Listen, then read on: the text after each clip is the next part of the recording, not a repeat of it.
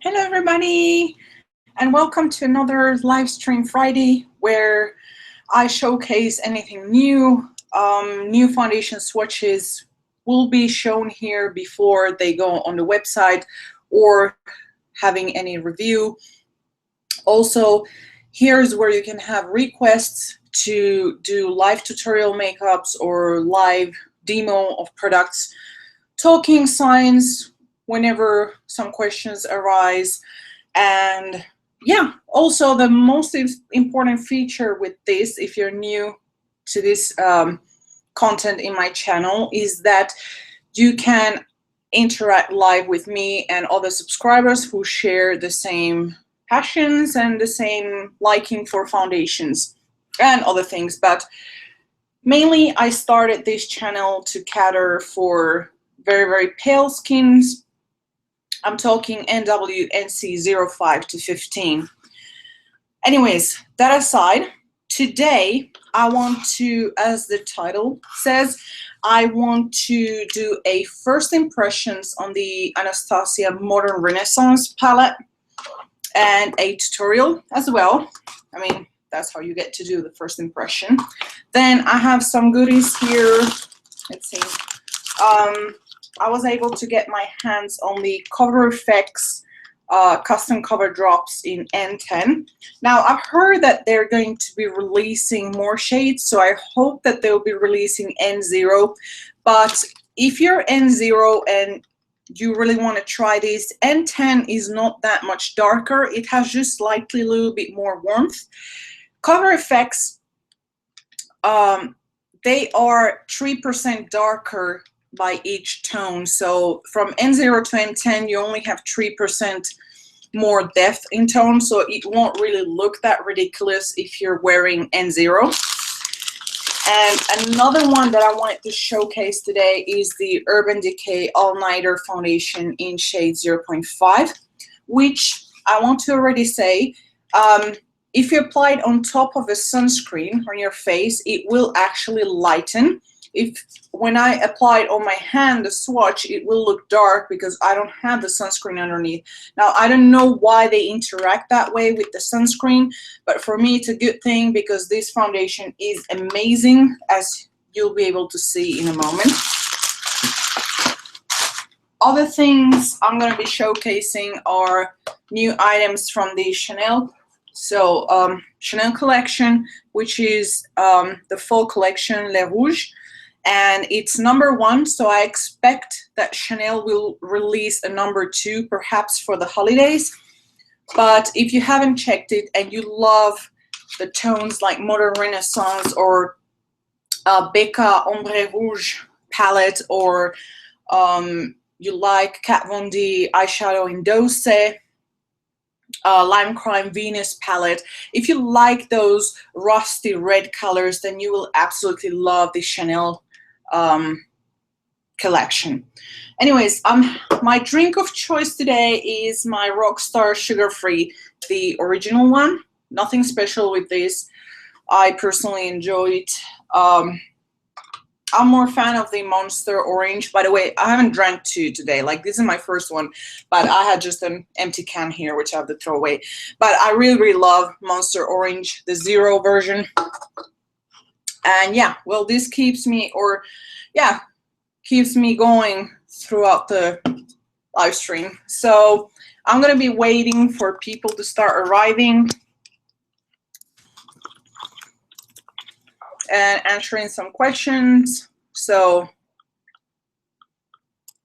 yeah.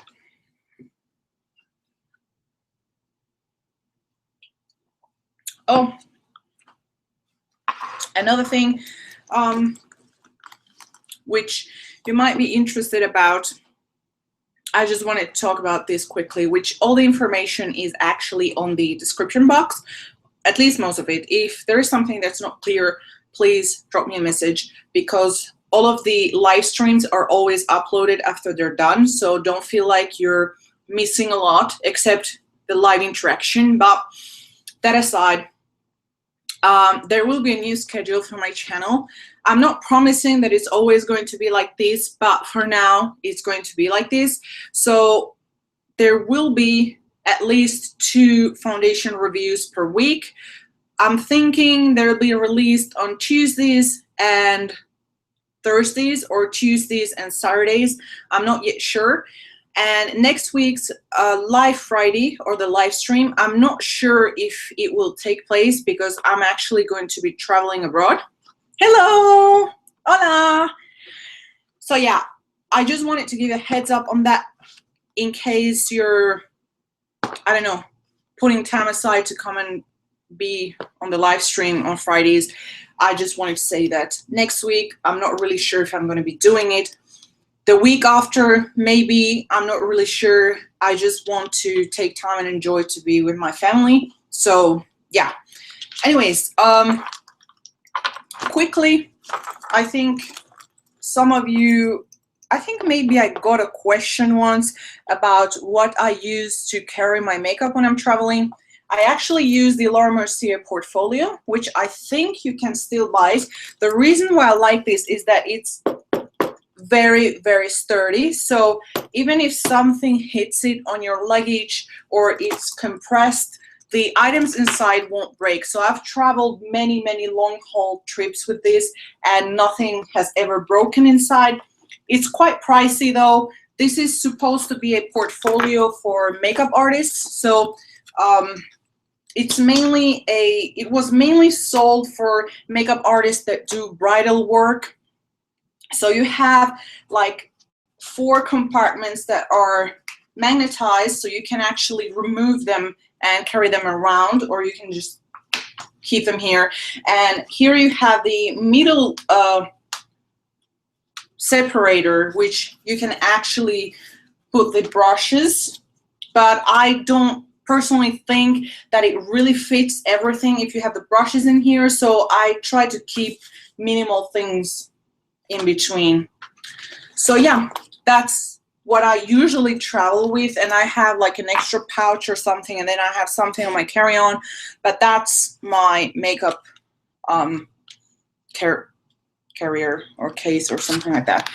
So this is the palette. We're gonna start with this because the foundations, I tend to do it at the end. So yeah, first thing that I noticed is the beautiful velour. So I'm a sucker for nice packaging, but at the same time, I'm aware that this will probably get dirty pretty fast because you cannot really clean it that well. So you'll have to be careful to not dip your fingers into the eyeshadows and then like manipulate the palette or something like that. And here are the shadows, which for me, I've been wanting to buy this single, whoops, sorry. I'm going to use the brush that comes in here. I've been wanting to buy the single eyeshadow Burnt Orange for a pretty long while because it's a very nice matte neutral orange color, which is beautiful for the crease, for example. I'm talking for skin tones that are similar to me. Then the other colors that I was really drawn to was Red Ochre, Venetian Red, Rilgar, and Love Letter. The other ones are pretty, I would say, pretty standard and basic when it comes to eyeshadow palettes. You can probably, they're dupable and easy to find. Now, if you have the Lime Crime Venus palette, the Venus one has more red elements to it. It's much more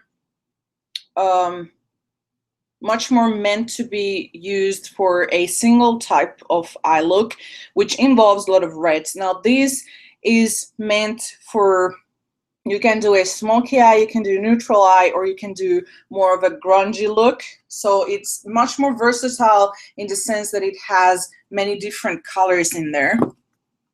Let's see. Yeah, I'm excited too.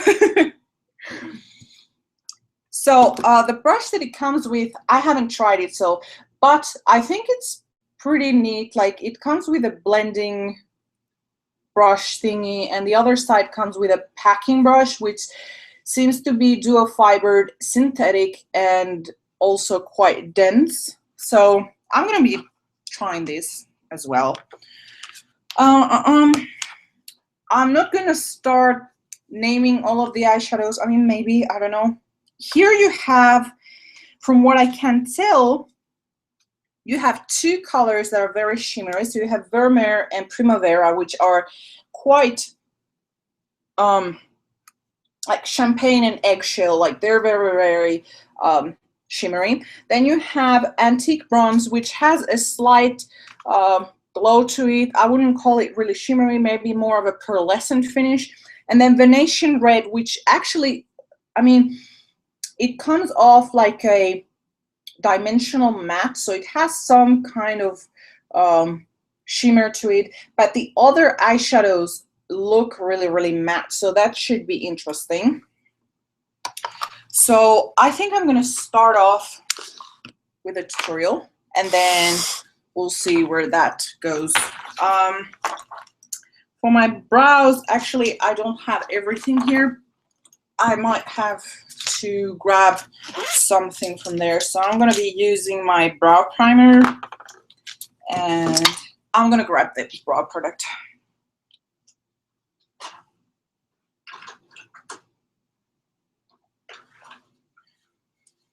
So because I haven't dyed my eyebrows, I don't want to use my regular eyebrow pomade like the Giorgio Armani. I'm going to be using a mixture of MAC Fluid Line Brow Gel Cream in Redhead and Deep Brow Pomade in Auburn. The Redhead is quite, like, it looks very caramelish. I would say almost mustardish. So I would presume that this is for ladies who are natural redheads. Therefore, they don't really have red eyebrows. They more or less have like yellow, golden, light eyebrows. I dye my eyebrows red or like copper, so this doesn't tend to show up a lot if I use it, or it tends to dull down my actual color. So I use the Giorgio Armani red pot. And I'm going to be putting the blinds a little bit more like closed in a moment. If, again, feel free to ask any questions. Every now and then I'm looking at the chat room and answering a question, so let's see. Born Fresco, yeah, sure. I'm gonna swatch it right now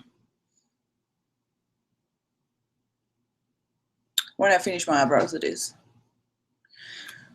I like to do my eyebrows first. Probably those of you who are regulars here are already bored of me doing my eyebrows, but I personally like to do my eyebrows first before doing any eye look. I don't know, I feel like I know more how to do the color placement when I have the eyebrows done.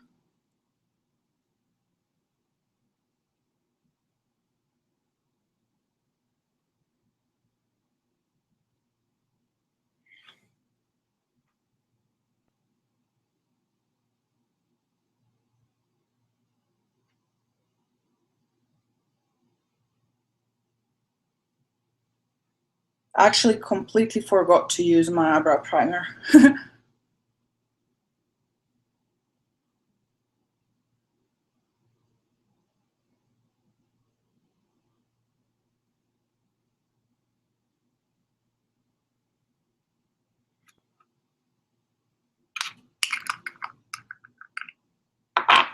And they look kind of dark for me.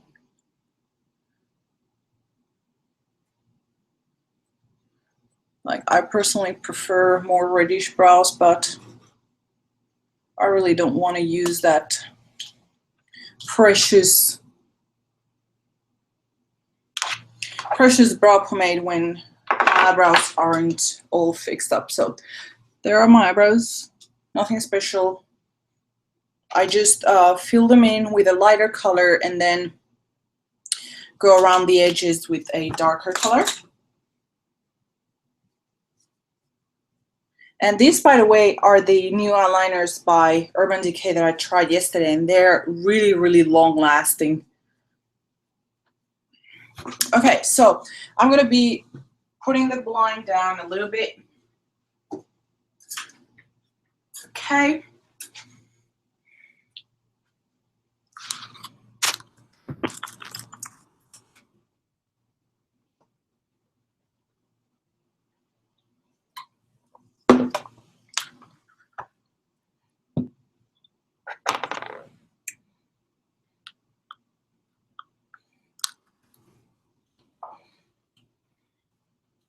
Sorry, I was answering a question.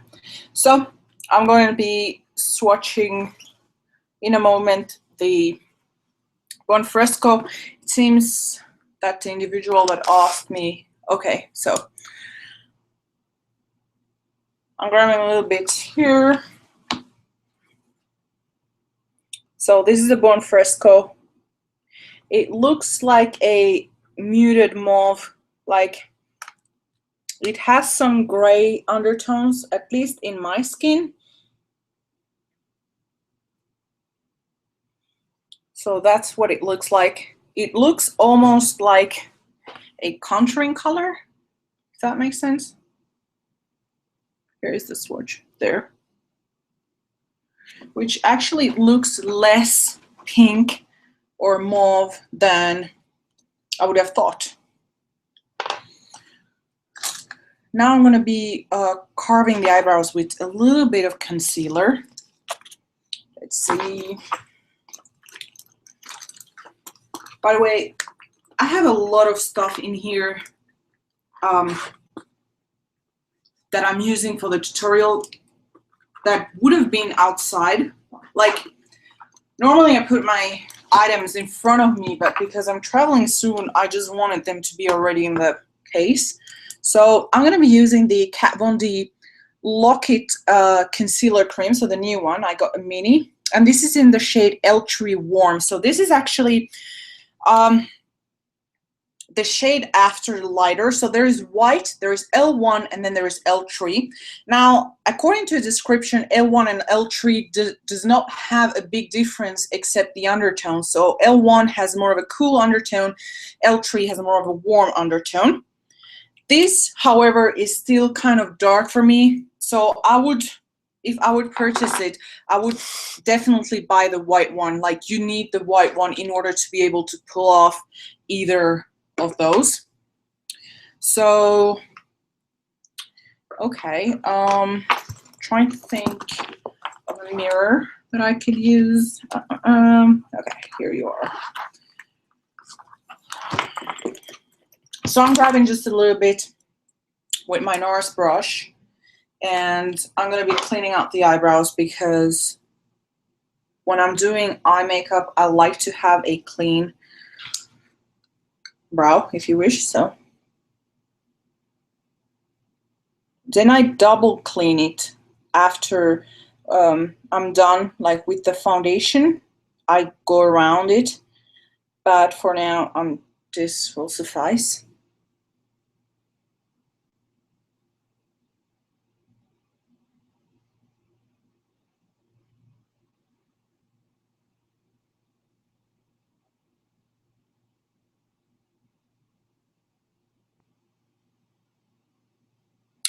I'm still not exactly 100% sure what I want to do for the eye look. I think I'm just gonna wing it. And by the way, I'm sorry about my nails. They popped off. I don't know why. Like, acrylic normally never falls off like an entire piece, like if they would be press-ons. So I don't know why. I'm going tomorrow to get them fixed and like new color and design and such. I'm gonna ask like what happened, like why did this happen. I mean, it's not like they're 2 months. They're like they started popping off by the 2nd week, which that's really abnormal for me. So this is just what I'm doing. Really nothing special.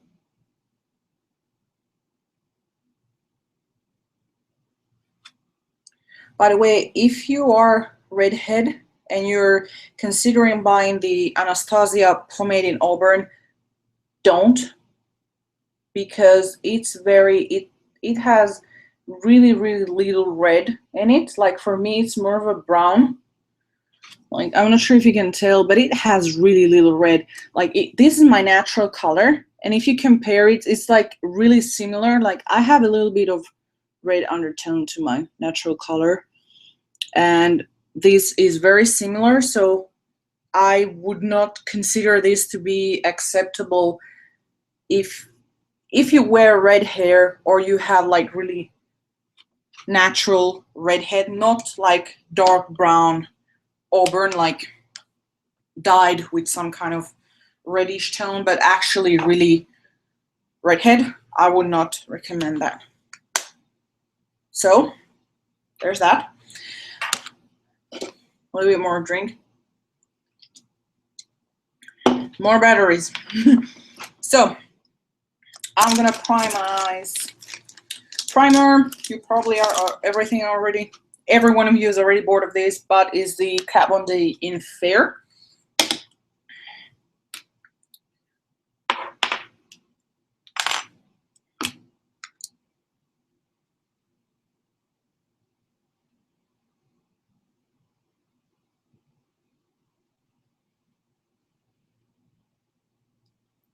Another thing about the new Kat Von D concealers, well, I've only tried it in L3, but from what I've tried, they are very, very good. Like, extremely pigmented, and you know, like some concealers never dry down, like they remain sticky.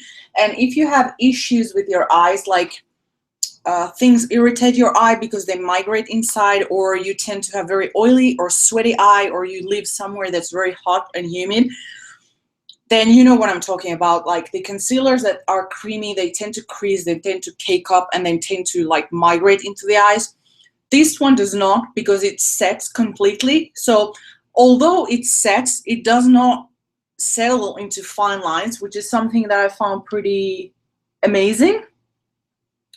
It's very similar in concept than the MAC Pro Longwear, but the MAC Pro Longwear is drier and more fluid, whereas this one is much more creamy and almost like a cooling effect. So I would totally recommend you checking them out, especially the white one, because you can really, if you're NW05 or NC05, you can really pull off wearing just the white and then setting it with a little bit of a skin tone powder, or just adding a little bit of a skin tone colored concealer. That will just brighten up the whole thing like nothing else. So there's that. So my eyebrows are ready. My thing is primed. Now I'm gonna have to decide what brush to use. Yes, I really love using white, like the whole thing here.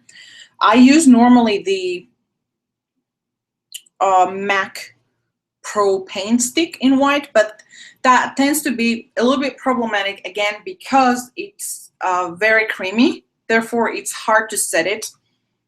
You can set it, it's not impossible, but it will crease. Therefore, I'm really excited that Kat Von D has released a white concealer. So,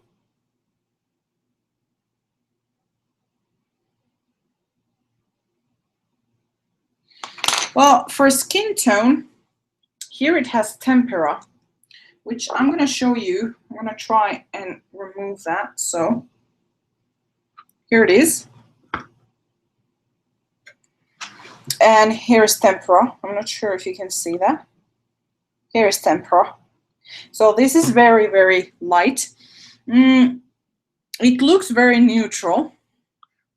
So actually I'm going to try and prime the eyes with this. So I'm going to start with Tempera and the fluffy brush that comes. I'm actually removing the sticker from the mirror so I can see properly.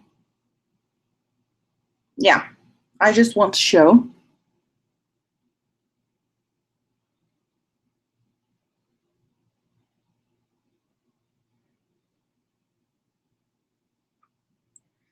So now I'm just setting everything. And this is really a beautiful skin color. I mean, it really brightens, at least on me. Now I'm going to be taking a little bit of Vermeer with, again, the large fluffy brush. I tend to be a fan of fluffy brushes. I love fluffy brushes. And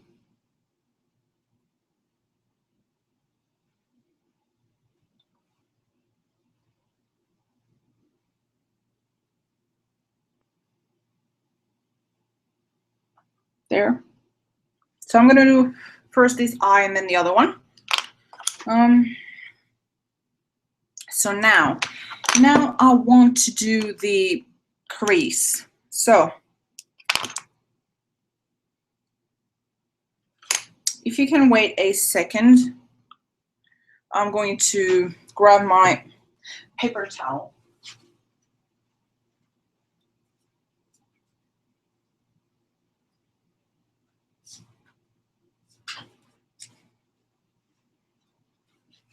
Okay, so I grabbed a little bit of paper towel because I want to clean my, I use this daily brush cleanser from Sephora, and I just wanted to clean out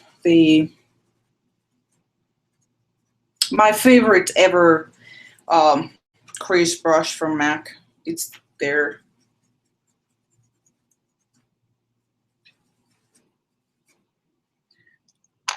Well, I don't know. I don't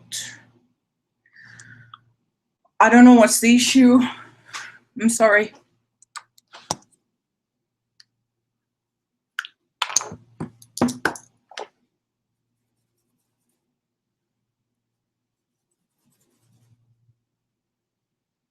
So I'm going to be using this.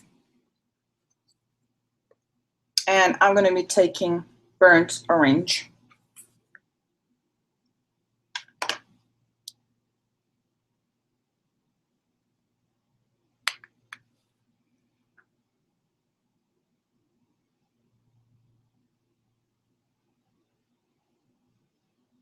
Oh, wow.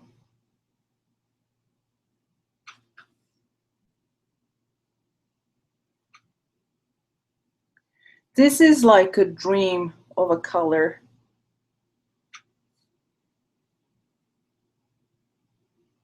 Like, you know, like in the palette, it looks meh, like really, I'm not impressed by it, but I must say that now when putting it on the crease, it's like a absolutely stunning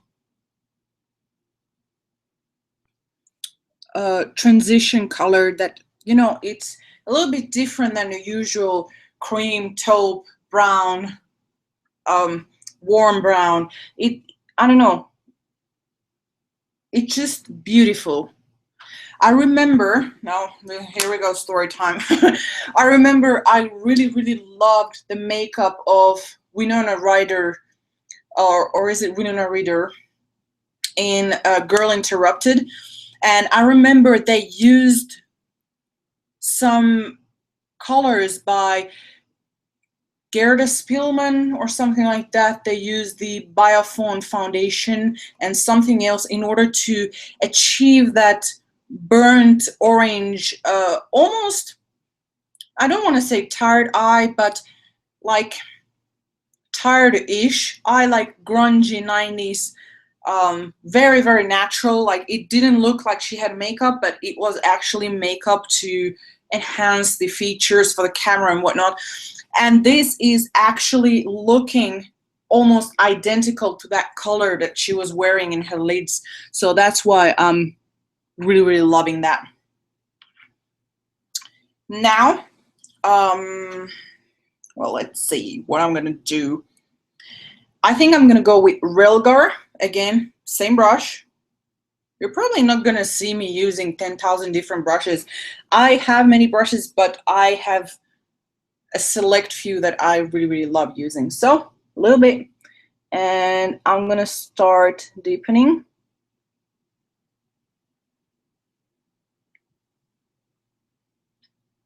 Oh my goodness, this is like,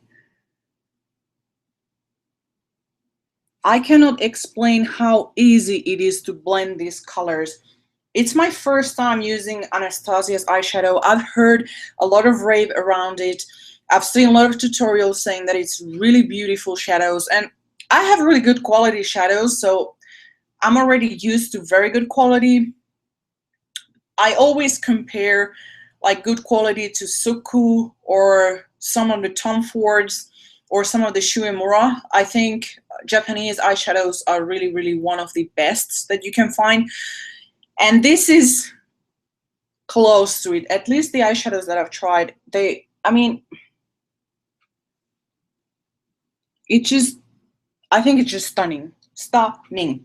So now I'm gonna go with red ochre. And bear with me, we're gonna use the Venetian red. So just a little bit.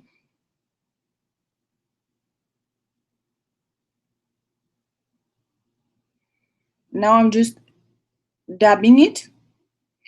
It gives a different effect when you're dabbing. When you're dabbing, it's almost like an aqua, like an aquarelle effect. Like different techniques give different looks with the same pigmentation. When you're buffing it, it gives it almost like with the charcoal. When you're buffing the charcoal in the paper, it's making it almost like the same shine and texture as the material that you're buffing it in. When you're pressing it, is looking more like a caked on, like very opaque. And when you're like lightly pressing it, in this case with a fluffy brush, it gives it a aquarelle look.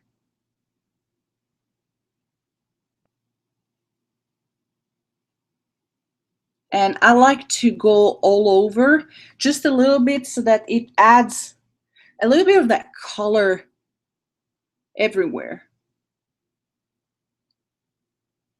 So that's that. Now I'm gonna go with this packing brush, and I'm gonna take Venetian red.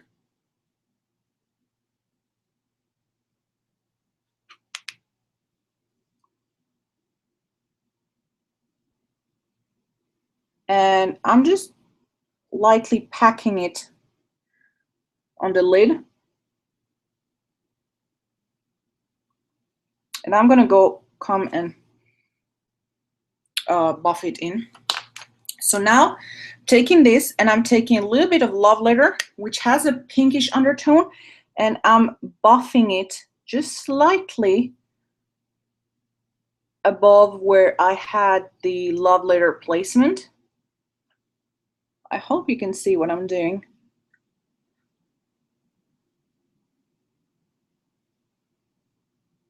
And this serves two purposes. It blends the eyeshadow, and then it also sort of like merges the two types of reddish undertones. So we have like a warm on the crease, and then we have a cool on the lid. So by doing so, you're actually being able to morph them together so that they look part of the same family.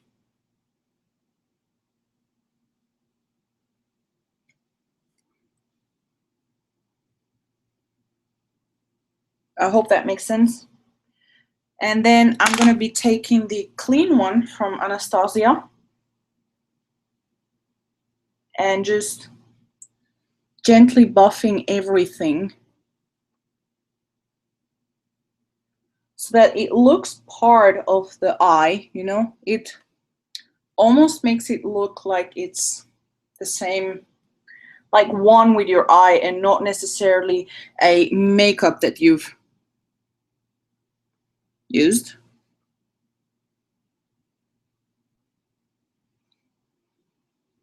So there's that. Now I'm going to be taking a little brush by MAC. Don't ask me the names. I don't know what they are. I just know that they're from MAC. Like the lettering, like the numbering, is long gone. And I'm gonna take Primavera. I just want something to brighten this a little bit, and I'm gonna be adding it, like I slightly glide this over the skin so that I'm glazing the eyeshadow that's underneath, because if I would pack it, I'm completely covering the color that's underneath. But if I'm slightly, how to say, I'm not pressing, I'm just slightly gliding over, that makes it so that the color underneath shows through, but it has a little bit of a, more of a shine, like more of the attention is brought in that area.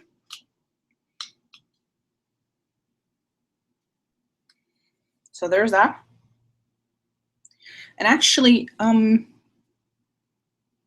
think I'm pretty much done for this. I want to use some other color, but I'm gonna stick to this. So I'm taking a little bit of Vermeer and I'm adding it here.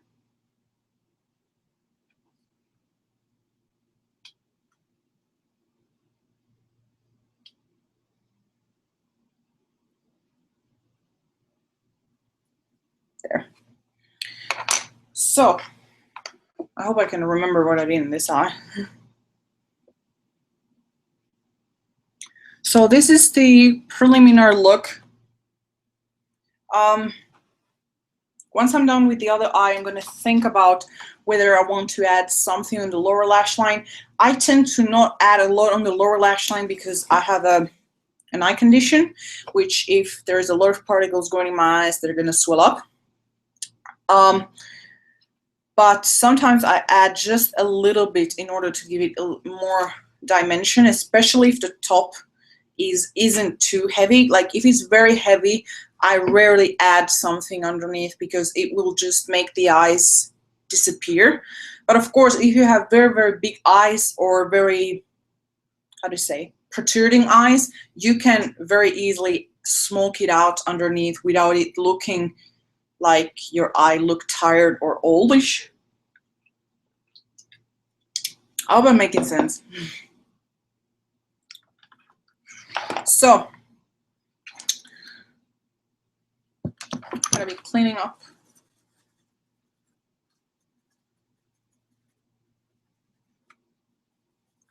Again, if there are any questions, please let me know. I appreciate messages, comments. Thank you very much, everybody. So again, I'm taking the burnt orange.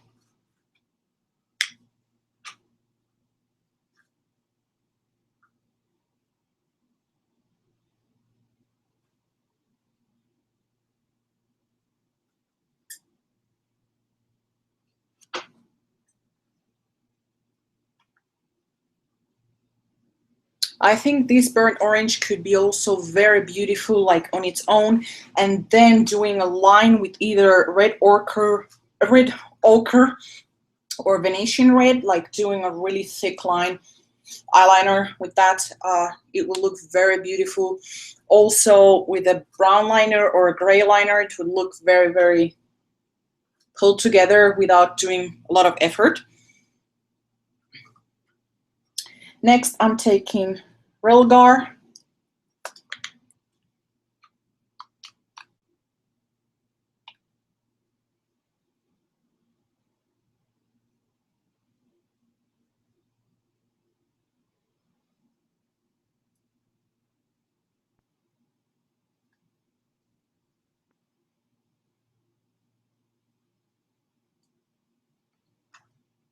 There. My native language, that's a hard one. I spoke at home mainly French because my father spoke French, and well, he spoke French with my mom, so that's the language that they were speaking at home. And then I grew up learning Spanish because I was living in Spain, so I speak native Spanish. But but technically my native should also be Finnish because I'm Finnish, but I'm not that fluent in Finnish, even though I've lived in Finland and whatnot. I hope that answers the question. That's a hard one because I don't consider like I have really a native language. So if they blend like the Lunasol eyeshadows, I've had only one quad from Lunasol, and then I wasn't personally impressed by Lunasol. I would say that Lunasol was like less easily blendable than Suku, but much more, or much, how can I put it? Much more easier to blend than if you take Etude House eyeshadows. This one is extremely easy to blend. Again, probably because this is meant for different kind of applications than Lunasol. Lunasol, or overall like Japanese eyeshadows and Korean eyeshadows, they like to do the layering thing, not really buffing the eyeshadow. So the buffing method is not really a big thing there. Like they like to use it with the fingers or with the small spoolie applicators. So the eyeshadows tend to be very different than if you go like more in Western countries, where it seems now the trend is more or less buffing. Oh, thank you very much. That's very sweet of you. I'm currently living in the US, if that helps, but I don't think I have an American accent.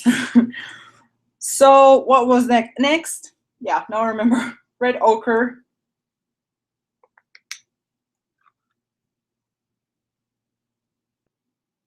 So I'm red ochre again. What I'm doing here is that I'm layering the colors in a buffing fashion, if you wish. So I want to blend colors so that they transition into one another.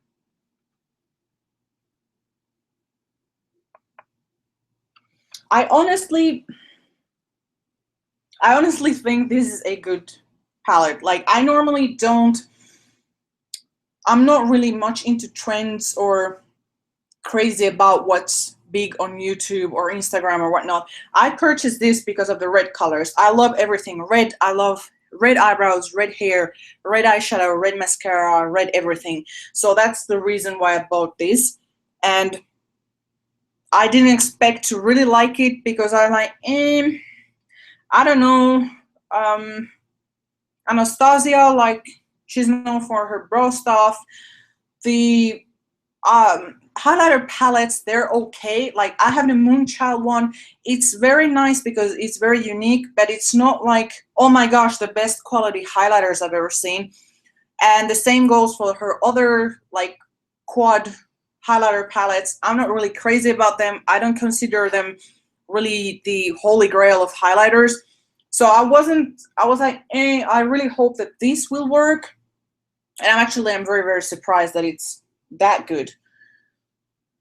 So I hope that helps into figuring out what my motives are. I'm not a sponsored YouTuber, and I have no intentions to becoming one. So, so I'm gonna take now. Yeah, I'm gonna take now the Venetian red with the little brush that it came with.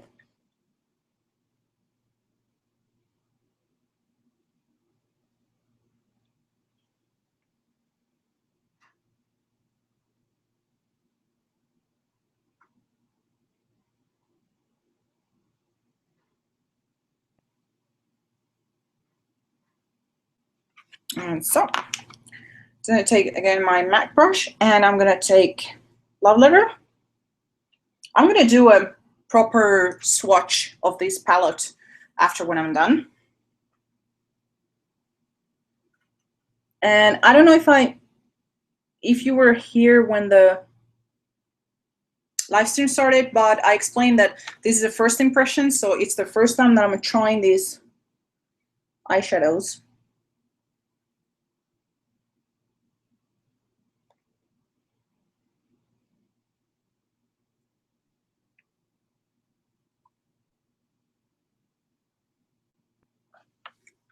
there you have it.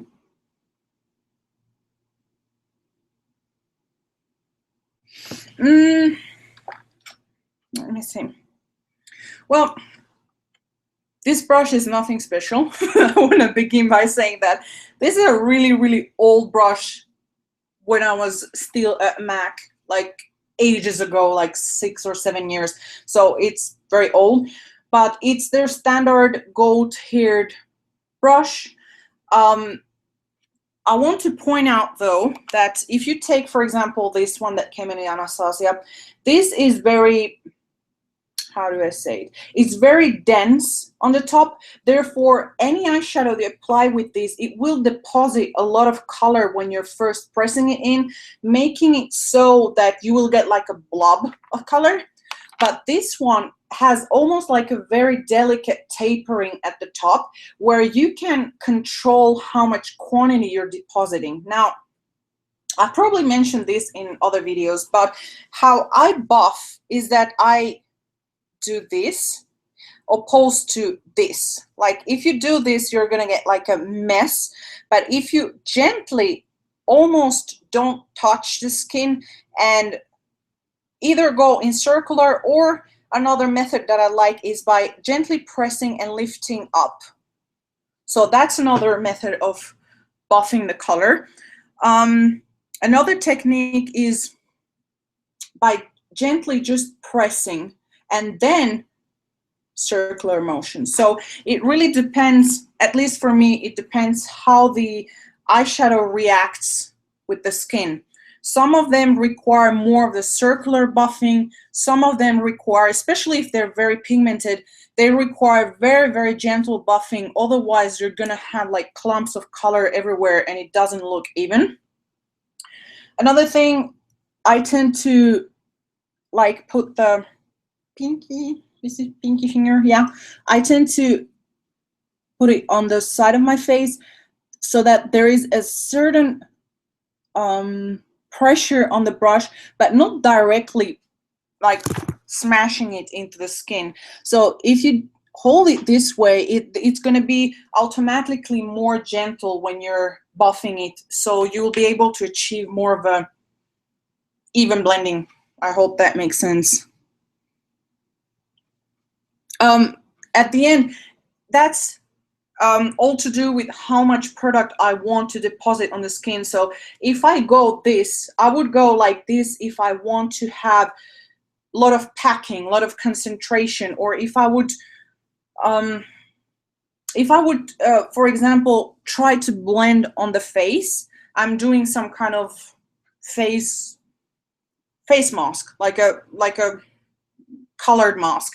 Then I would take it here and buff, because then there is much more pressure and therefore much more impact of the color. Like I can press on more color in the skin. But if I'm holding it at the end, it barely transfers any energy. So it will automatically give it a more softer look. I hope that helps. If there are more questions or I haven't clarified something, then definitely ask. Also, I take quite a long to buff. I know a lot of people go very, very fast, but that tends to look clumpy, especially live versus a camera. In a camera, things look much more even and nice than they might be, especially if you have, you know, artificial lights and you can like play around with the saturation of the camera or whatnot. Here I have a webcam, so it's actually making things 10 times worse. It's like a cheap webcam. But if you have a lot of studio lights, things can look very, very beautiful when they actually are not. So yeah.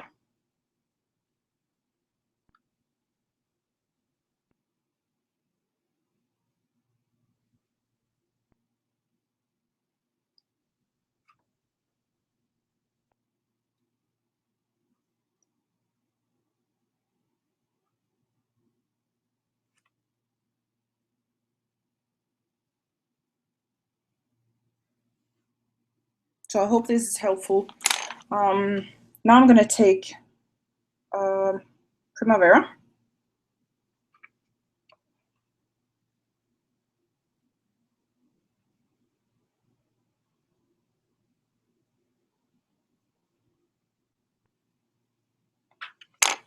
And I'm going to be taking this one again, like the clean one from the Anastasia, and I'm going to just be buffing everything, hopefully making it more even. I noticed that I used a little bit more orange on this side, which I'm going to correct right now. Sometimes such things happen and you just add a little bit more, unless your plan was to have less. Then your only choice is to remove the whole thing and start over. Another thing that can help with blending is with, you know, clean hands, of course. You can press on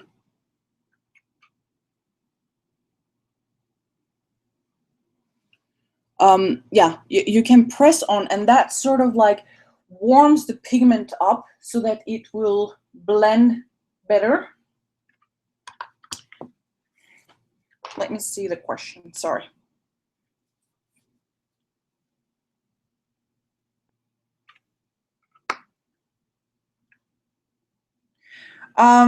No, definitely it's not a one look palette. Like, I can already think of a couple of looks that this can be done. For example, we have this one, which in the camera it looks kind of light, but it's not really light. It's ochre, like almost a true ochre, but it has almost, I don't want to say mustard, it has like a mustardish green undertone.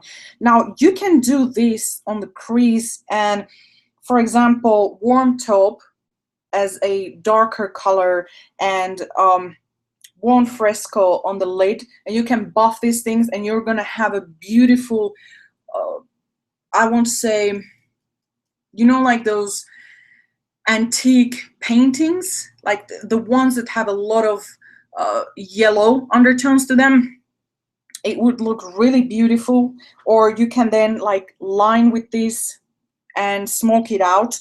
Or I'm thinking you can even use antique bronze like all over the lid, just as a single color. It would look very, very nice. I don't think it's a single eye look.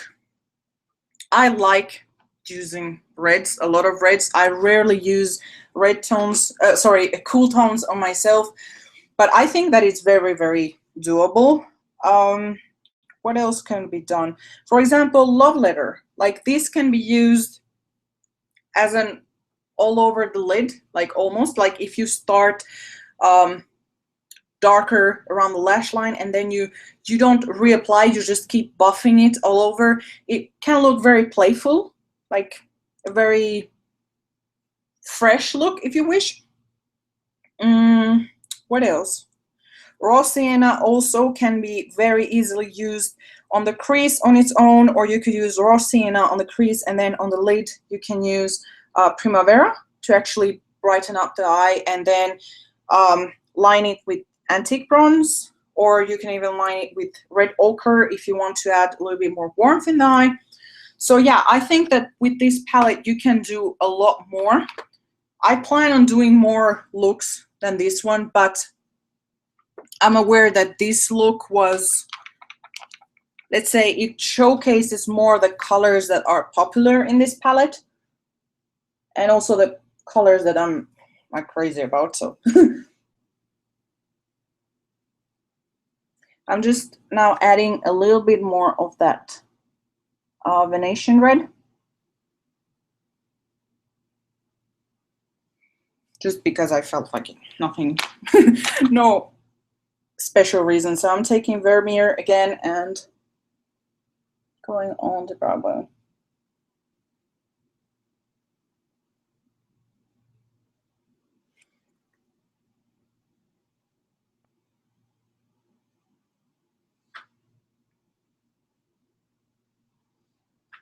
So there's that.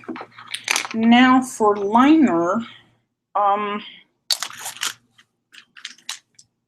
might actually use the one from Chanel. So I said that there were some things from Chanel that I wanted to showcase from the Le Rouges collection.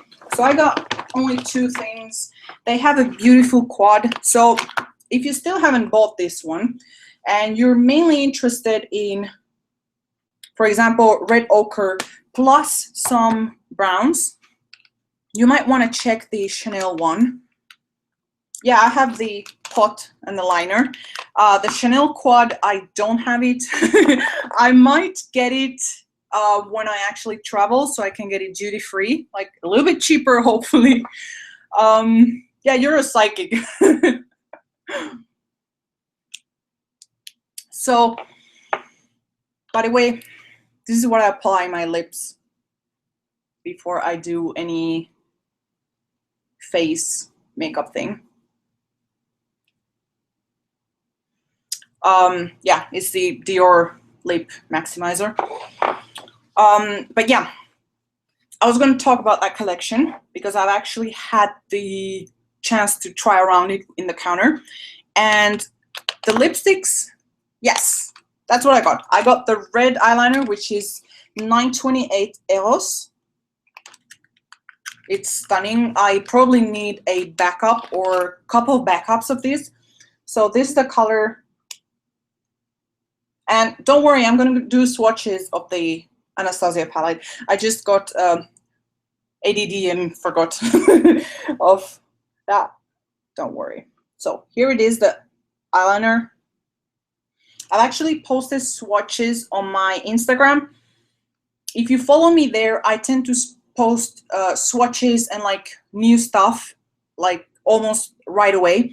So if I have swatch of something, I'm going to put it up there first and before I talk around it here on live stream. So, and I got the pot one, I got the Rouge Brûlé. So this means burnt red. This is the color. And this is stunning. Stunning. I mean, oh my goodness. There.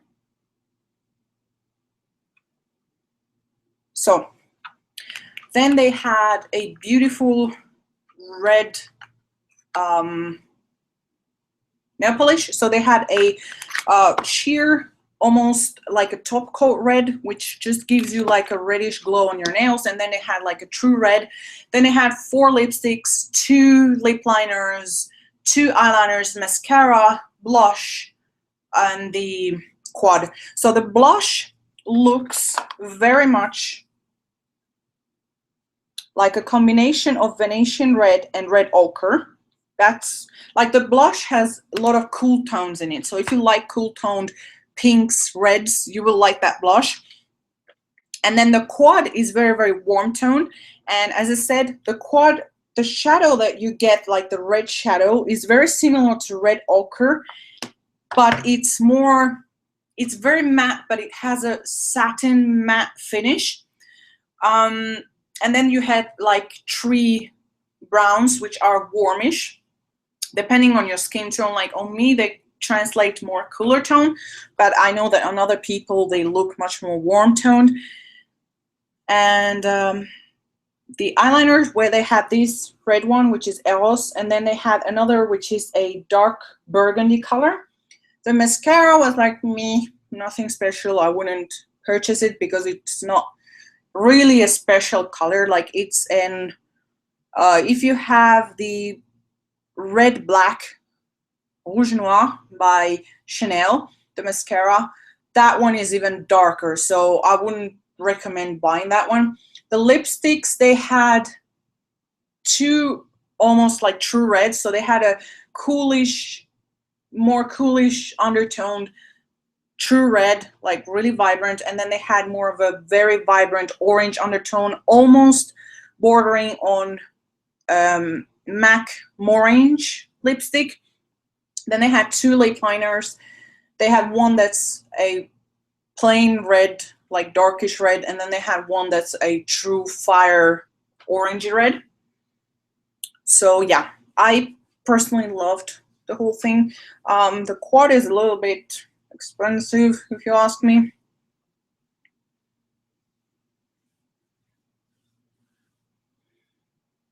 I think it would be very nice. Yeah.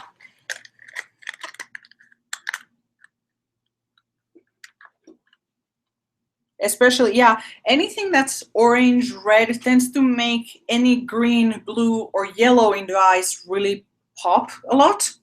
So definitely it would look very, very nice on you. Okay, I'm gonna line it with this one just for the fun of it, because it's here, it's new, I have not yet tried it, so here it goes. I'm not gonna do any dramatic line because I'm not in mood for that. I like the shadow, and I think that often too much black lining can sort of make the eye look very plain, like it's a, I don't want to say a cheap look, but in my opinion, the black liner has been now too overused, like, you know, those massive lining things, and it almost makes it that you can't really see the eye or the eyeshadow work. So I like to keep it minimal unless the look calls for it. So unless I'm using really dramatic fake lashes or something like that, then I'll do a very dramatic cat wing or something like that. But for daily use or for rusty colors like this, I like to keep it minimal and very natural line. So there you go. That's Chanel, the waterproof liner in EOS. And I think it's stunning. I love it, and now I need a backup.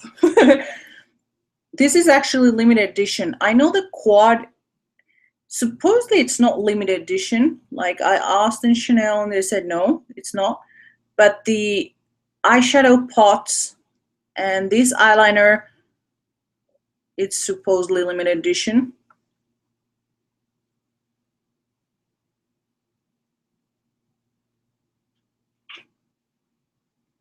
And I must say, it's so easy to use this. Oh my goodness, it feels so comfortable to, you know, like some, for example, Urban Decay, their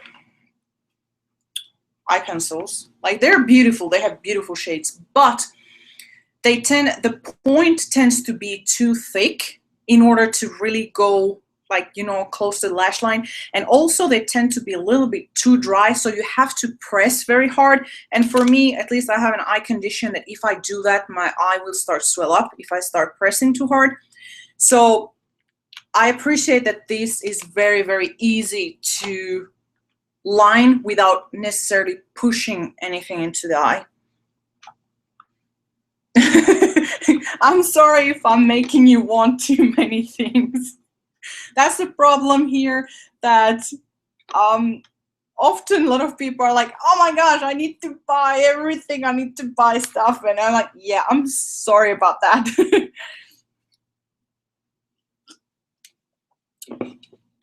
Now I'm gonna be using, if you're in the lookout for a beautiful reddish mascara that's at the same time affordable, like more affordable than the Chanel ones, and you have sensitive eyes and you cannot really tolerate mascaras in general, this one. So this is the Clinique Chubby Lash, and the color is Bodacious Black Honey. So I'm not sure if you can see, 06. This is supposedly sold at Sephora, and I think it's either $16 or $18. I love it. I love it. I just love, love, love, love this mascara. I have very sensitive eyes, and they tend to water and burn and everything, the whole thing, for whatever reason. So this one actually does not do that to me, and it's reddish. So I'm going to show you. I'll first prime with Tarte Lash Primer, which, by the way, I've tried the Lancome lash primer. Lancome is rubbish when it comes to lash primers. Like, it's just, I don't know how to explain it. It's almost like you're doing the coating motion with the primer for nothing, because I don't necessarily see any big benefits when using that beforehand. But this Tarte one actually curls the lashes. I'm not sure if you can tell. Like, look at this, look at that one, and look at this one. It curls it and it adds some fibers, and it also lightens them a little bit so that when you apply your colored mascara, it will look brighter. So that's what I love using. And also, when I've used this, my mascara stays on longer, even if it's not a waterproof mascara. So there. Now I'm going to apply the mascara so you can see what it looks like. So this is the color. Not sure if you can tell, but it's like a reddish black.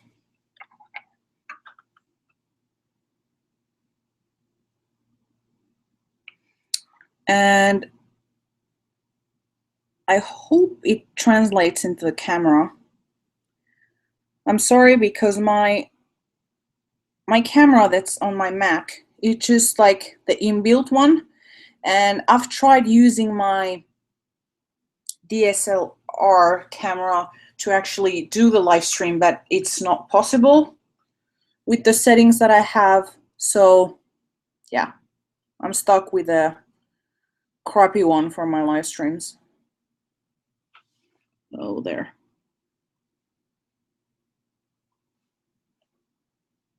This almost makes it look like they're fake lashes when you're adding these two together. And the Tarte one just curls it. I'm not sure if you can see the difference. There. So yeah, I absolutely love this. And they're actually selling other colors. They have, I think, a blue and a sea green. So it's like turquoise green. It's not the warm green, but actually a cool green. They might have actually a gray one too. So this is the primer. It's the opening act from Tarte. The Lancome one, I don't like it. And the next one I'm going to try is from Dior. I don't know what's the name, but there is one from Dior, which I hope I can grab in the duty free. And I'll let you know, guys, if it's actually worth it compared to this Tarte one. By the way, I'm not a big fan of Tarte. I'm going to already put it out there. I've tried many of their products and I'm like, yeah, but this primer is seriously good.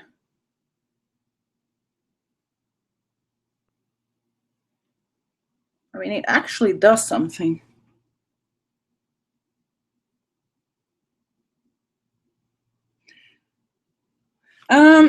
I don't know, actually. I've been trying to figure if any DSLR cameras, like, you can do live streams, because I mean, the first problem is that the DSLR, like, I think the speeds don't match with the live stream. I think that was the first problem. And then you need, I think, a converter or something like that to do a live stream. And also, some DSLRs don't accept doing live feeds because they start heating up. So it seems that those are the main problems. Like, they just shut off because it's too much data going out. So I hope that helps. I've never been able to do, I only like pre-record and then edit and then upload, the standard. Maybe if you have the type of cameras that are used for live television, then you can do a live stream. Like, if you get at one point to the 1 million subscribers where you can go to the YouTube studios, there you can have access to those materials to do very high quality live streams. But otherwise, I don't know.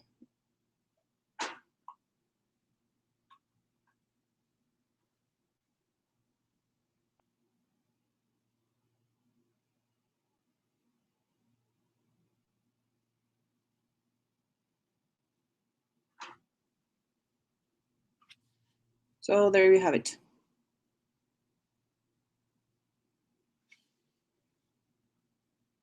I apologize. I'm a slow person when doing this kind of stuff. I tend to be very meticulous, so I take a while.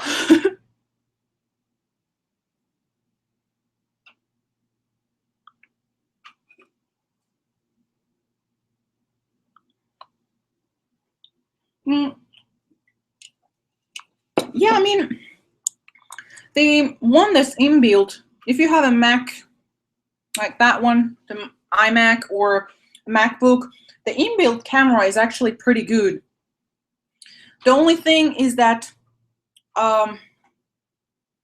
if you want like studio quality, or you want to have filters or things like that, then you can't really do it with this kind of, you know, webcam thingy. So yeah, these are the eyes. I must say that I recommend the palette. I wholeheartedly recommend the eyeliner. You should really get it fast, because those sell out really fast, especially people buy backups like this one here. Sorry. The lady where I purchased it, a Nordstrom, said that she only had one left, and it's a pretty big Nordstrom where I'm going. So that's one thing I suggest. The Modern Renaissance, it says that it's sold out. Look at Ulta. Last time I checked, which is yesterday, they still had some.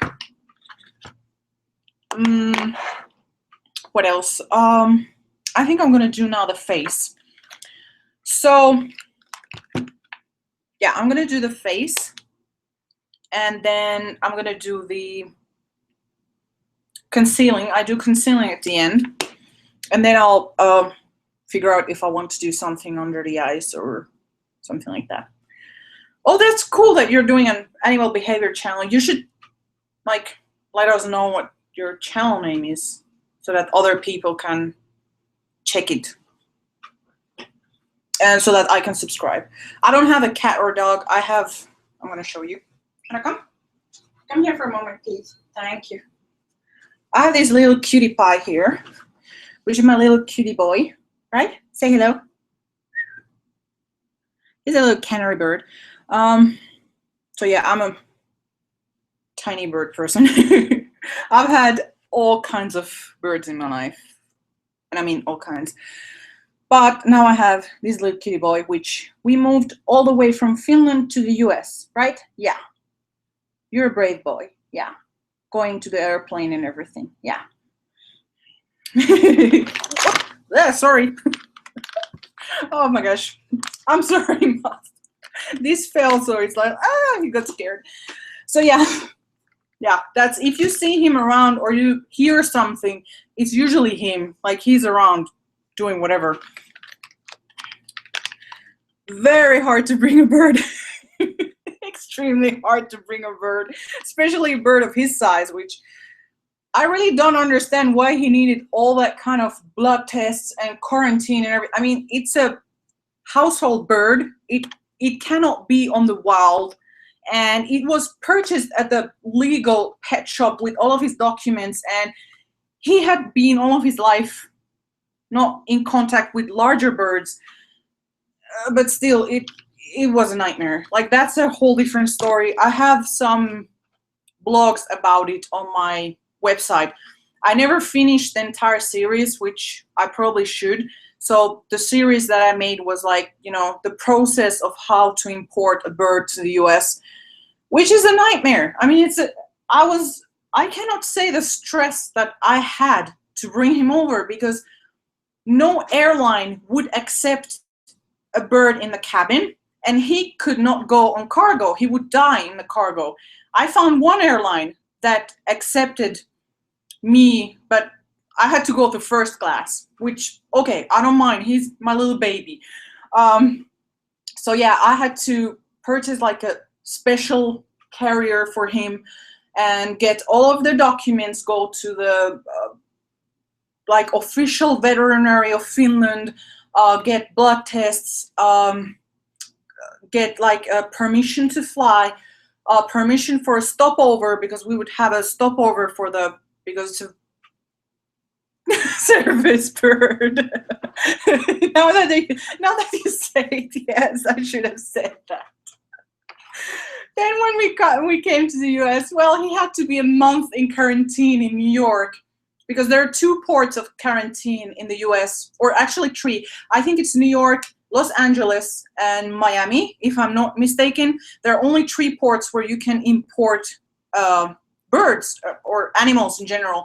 But in New York is where they have the quarantine place for birds. Oh my gosh, that was a nightmare. Every time I think about it, I just get horrible stress. I'm like, what if we're moving again? And I can't deal with that stress. And I'm not giving him away. That's my baby. Anyways, the foundation I'm trying today,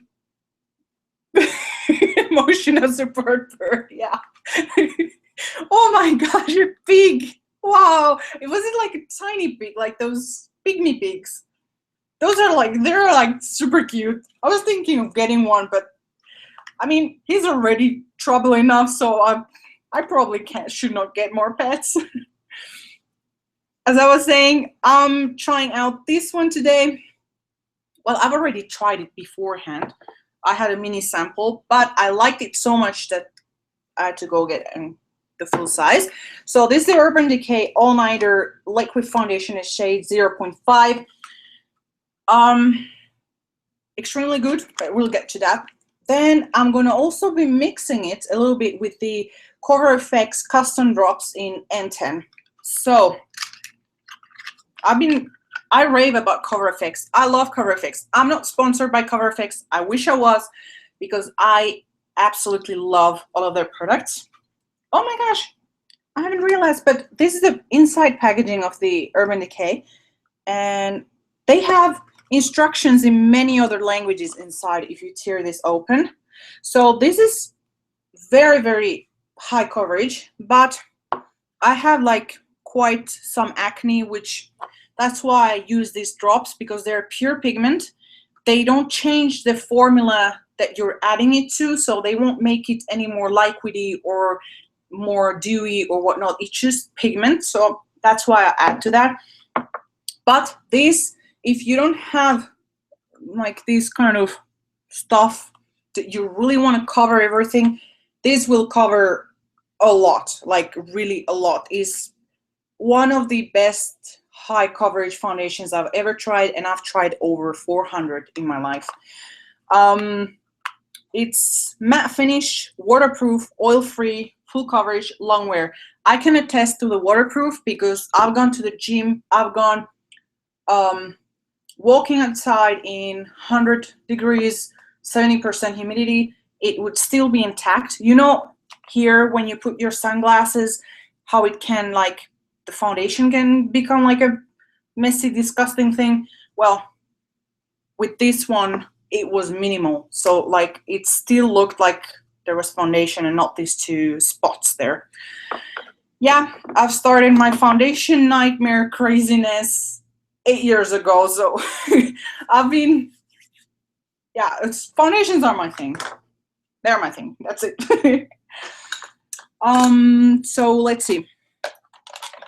Whoops. Sorry about that. Sorry about the noise. The brush that I like using foundations with is this Real Techniques Expert Face Brush. Another good option. Well, let's see. This doesn't have the traditional matte finish like powdery finish or those heavily oil controlling finish, but it has a natural matte finish. Now, I have a lot of areas here that are dry, like they have dryness around. Sorry if you're squeamish, but they have dryness around, and I'm not extremely oily in skin. I'm more of a combination skin, but I have spots that are very, very dry. This does not cling to it. Now, if you have very dry skin, I would not wholeheartedly tell you to get this unless you prime with a good moisturizer that's, you know, quite emollient underneath. But I would say more for a normal combination to oily skin. This, all skin types, because you just mix it to whatever you want. Like you can mix it to a moisturizer, primer, your foundation. They say sunscreen, but I don't want to mess and say that you can mix it with your sunscreen. That's on your, like, your own choice if you want to do that, but I tend to prefer to leave sunscreen as it is and apply it as it is. Another option for is the buffing brush by Real Techniques, but this one gives more of a, how to say, delivers much more pigmentation when you're applying. This one gives a little bit less. Yes, I tried it 1-2 videos ago. It's rubbish. That's my opinion. It's extremely rubbish. It has very caca coverage. It clings to all the dry spots, those that you can see and those that you can't see, like invisible ones, you're gonna see them.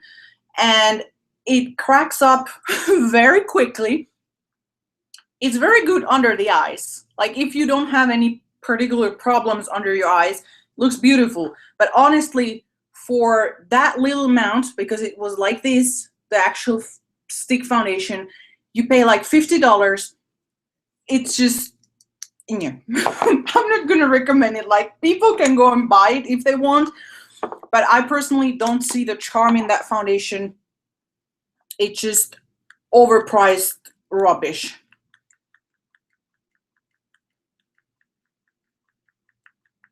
So now I'm gonna put this much.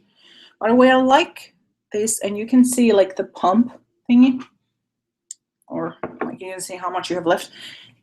Yeah, so I'm gonna apply like this. So you apply drops. I'm gonna apply one. So this is the previous packaging, which is caca. They have repackaged these bottles. I went to a JCPenney's and bought this, so probably this is the previous bottle thingy, but they had issues that it would clump up and, you know, make it hard for you to have the drops even.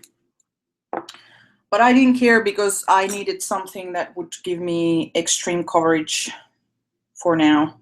So taking a little bit and applying it.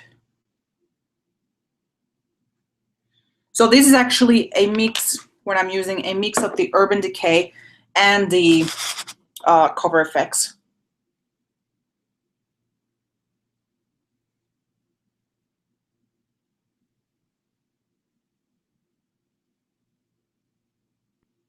So I like to first go with a brush like this.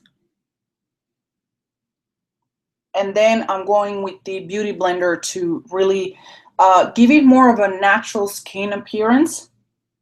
I'm going to show you what I mean in a moment.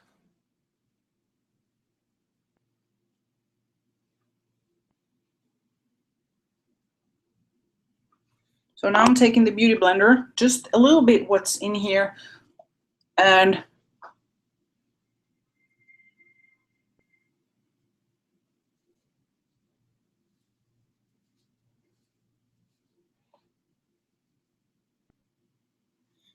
as you can see, this thing covers almost everything. I mean, it's not going to cover the texture issues that you have on your skin, but anything that's pigmentation, it will definitely cover it.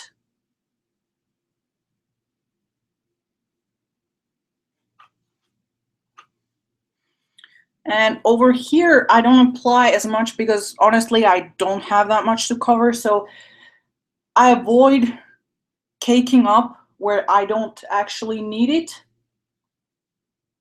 So the highest concentration, you know, putting it in the areas where I have the acne or redness or discoloration, and the rest I just use whatever's left on the brush.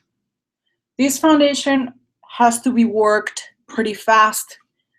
It sets, so, but look at this. I mean, this is almost, for the amount of coverage that it has, it gives skin look. Like, it doesn't look like I've caked on anything. You can still see the pores. It doesn't, you know, I hope I'm making sense. I just love this foundation so much for now. And as you saw, I mean, it was liquid. It's not a cream. It's not heavy. It feels very light and very much like skin, which for me, it's, how they say, a godsend, I think, because now I have the breakout. Like, I've had some issues with my health and the breakout started to appear again. So for me, it's a godsend that there is something that gives this amount of coverage without the look of heaviness. So, I mean, usually where I can tell that a foundation is very cakey is in my nose. And here it just, it has like a smooth finish. Now I'm looking on the mirror. I could apply just a hair bit where I have the acne. So I'm going to do that with the Beauty Blender.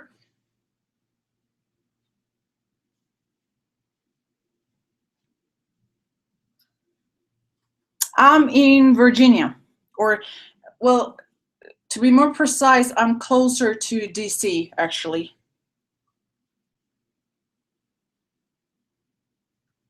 What about you?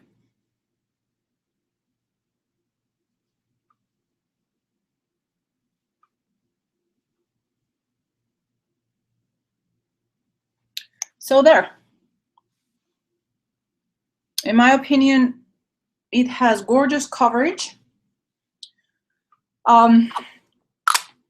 They don't make it as light shade as, for example, in winter, I'm a paler than I'm now.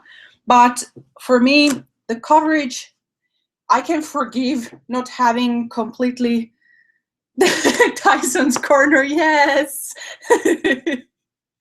Yeah, a lot of people are like, oh my gosh, you're so lucky you have Tyson's corner. But I get tired, honestly. When I go to Tyson's corner, I get exhausted. That thing is massive. For the people who want to see what shade 0.5 looks like, there it is. I mean, in the camera, it looks lighter than it actually is. So I'm sorry, it translates as chalky, but this is very much a little bit lighter than, let me pick out MAC ones. So I have MAC Studio Fix Fluid in NW10, so I'm going to put that on the side. There, as you can see, it's very, very close to MAC Studio Fix Fluid in NW10, but there. But a little bit lighter, like it's a bit lighter than the MAC Full Coverage in W10. MAC Full Coverage in W10 has more pink undertone, but this has more pink undertone than MAC NW10, if that makes sense. So there's that. In the face, because I have that sunscreen and because I use the drops, it appears lighter. So let's see if I can swatch the drops.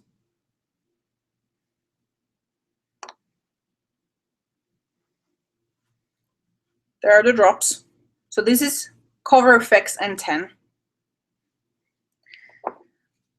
And because of the sunscreen, for some reason, it got lighter.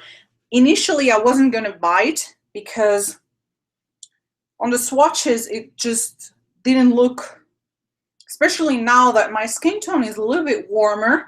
So in the winter, I can easily wear just white foundation. But now in the summer I have a little bit more color, so I was like, I'm not gonna really get this one. I mean, I didn't like the Naked Skin foundation. It was like, meh, it's okay, it's nothing special. It was way too dark for me. So after when I got the sample and I tried it, I was like, I need this. I absolutely need this, especially that it truly doesn't budge. No, the drops will not change the consistency. Where are the drops? Oh, here. The drops will not change the consistency because it has a mechanism that, so it's like, it's liquidy, right? But when it actually comes in contact with the skin or the product or air in general, the liquid part evaporates, leaving only the pigment. So you won't, the product that you're mixing this with will not change its consistency, will only have more pigmentation. So with this, you can actually lighten a foundation if, you know, you're darker than N10, or you can like darken foundations, or you can, you know, mix it with any foundation when you want to have more coverage. You can also use it as a concealer by using it with your eye cream, or if you need your concealer to have more coverage, you can drop this in. It's very, very versatile.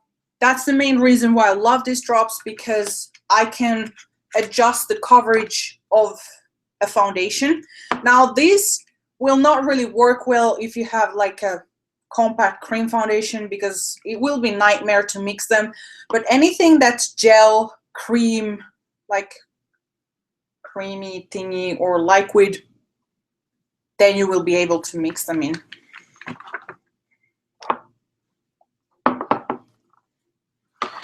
So now I'm gonna actually set with the Urban Decay Chill.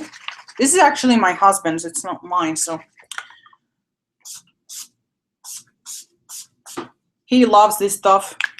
He says that because he uses BB creams.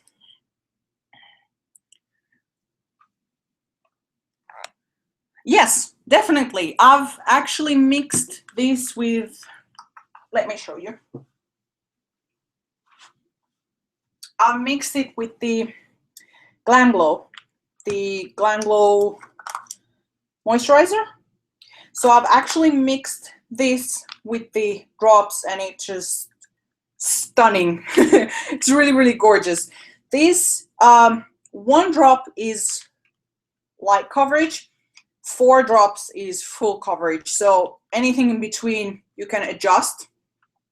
And yeah, this, when I mix this two, this remained like the consistency of the cream, nothing changed. So if this cream will make you oily, when you add this, it will still make you oily. It won't change anything of that. You can also mix this with oils. So they sell their own oils. I mean, you can mix it with any oil. I wouldn't, you know, purchase their own oils only to mix it with this, but I'm just saying that they are also meant to be mixed with oil. So you can mix it in oil, oil base, water base, silicone base, anything. So they're very, very good. And yeah, one thing, do not use them on their own, because then you will have a chalky mess on your skin. It won't look cute.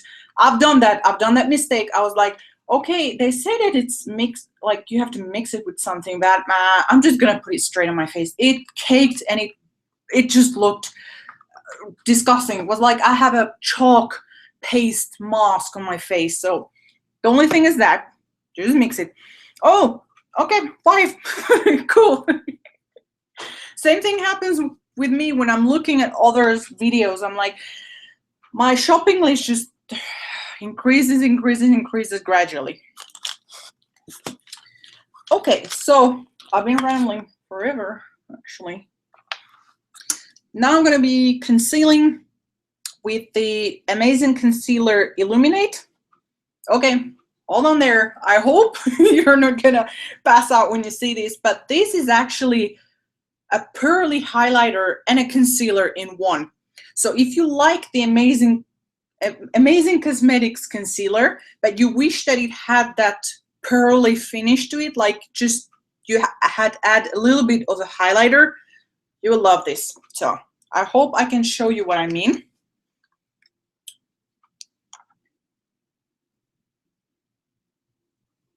It also has decent coverage.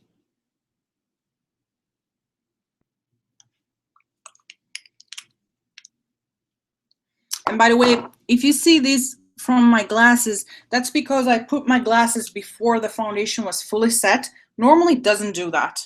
Just want to put it out there. So taking Beauty Blender and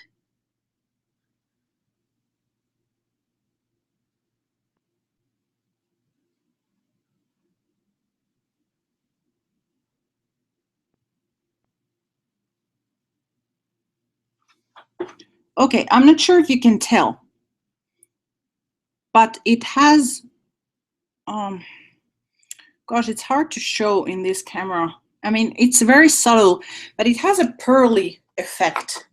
So I personally always apply a pearly highlighter to set my concealer. I don't know, I just like that glowy look. But this has the two things in one, which again doesn't prevent me from setting this with a highlighter too. And the color that I'm having is actually ivory, the lightest color that they're selling.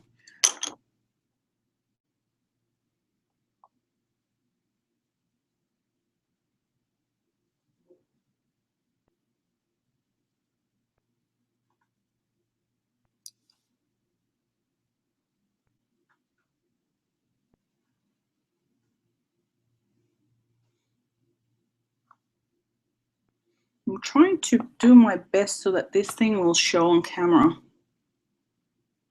I don't apply it completely close to my lash line because I have that condition in my eyes, which if it starts to migrate, I'm going to be suffering for the next 3 days. So yeah,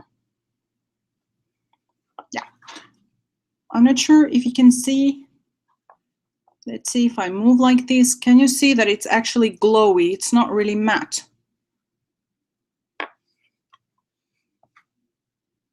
I hope you can see it because I really, really like this product. I think it's so awesome.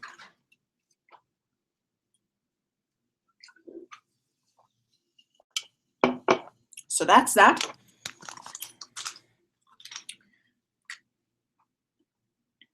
Yes, yes, yes, yes.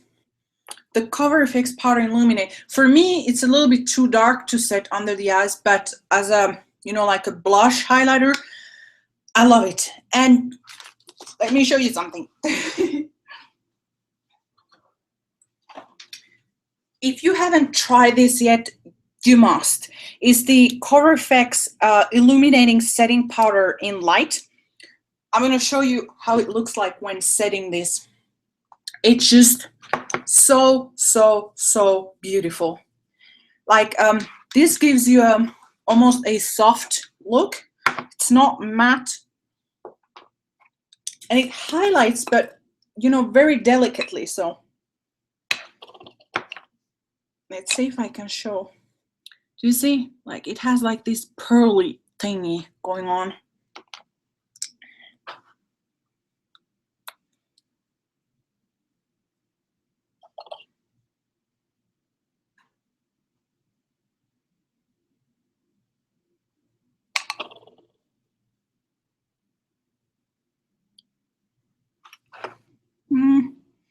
It's hard to show.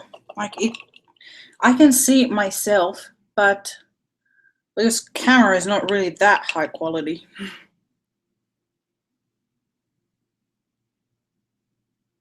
But I absolutely love this powder to set. I'm gonna actually set my foundation with this too.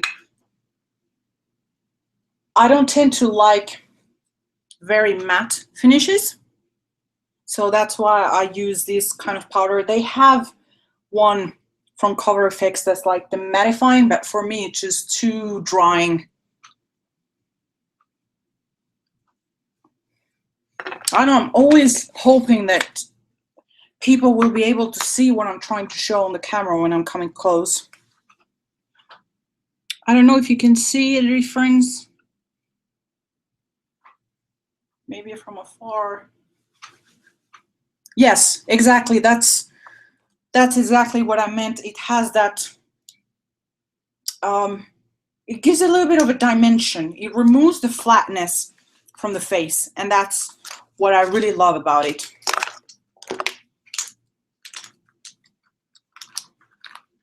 And it's also very, very creamy, almost very creamy and airy. It's not your typical powder. Like, for example, the Laura Mercier, the translucent one, that's very powdery. It's very, you can feel the powder on your skin. But with this one, you really can't feel anything. It just gives a very glowy, ethereal finish to the skin. And I'm probably being redundant here. Let's see. Okay. For under the eyes, I'm thinking, what am I gonna use? I'm gonna use a little bit of Buon Fresco, but just like a tiny, just ever so lightly. And not really that close to the lash line again, because of my issue in the eyes.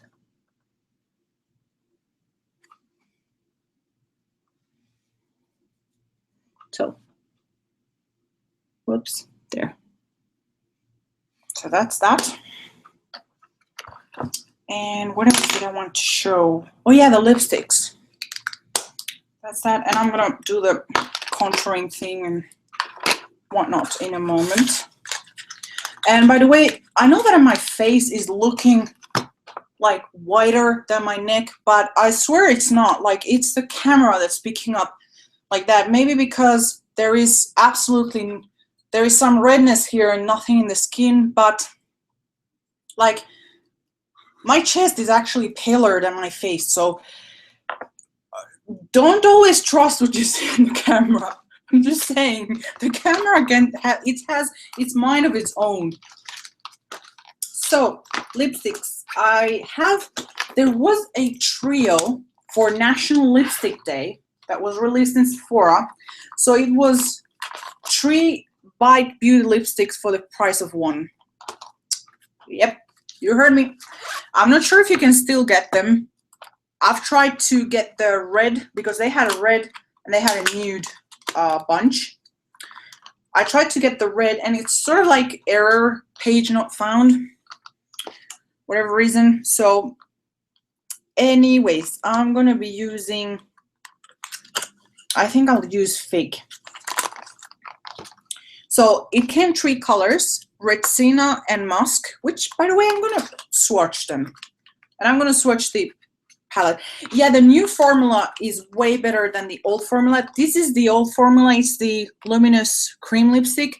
The Amuse Bouche is very beautiful. But anyways, if anyone is interested, this is Retsina. It is a nude pink undertone.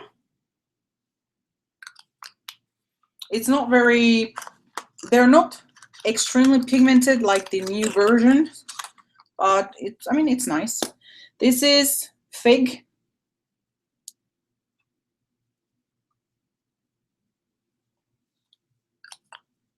And then we have Musk.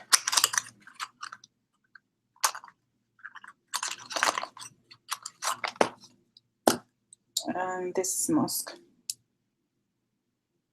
There. So they're all very lip color toned. Nothing otherworldly. Same. Yeah, I forgot my lip liners here. By the way, some people ask me what's my favorite lip liner. Like, for most colors, it should be the, what's the name? Charlotte Tilbury Lip Cheat in Pillow Talk.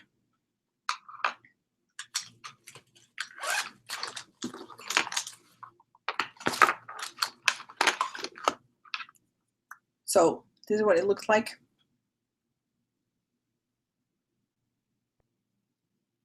And I tend to fill in most of the lip with this.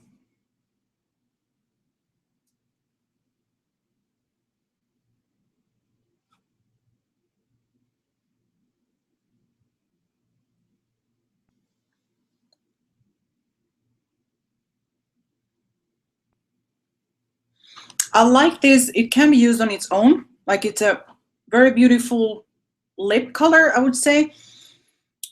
But it's also gorgeous as a lip liner. I'm sure those of you who have tried this will agree that it's really, really good lip liner.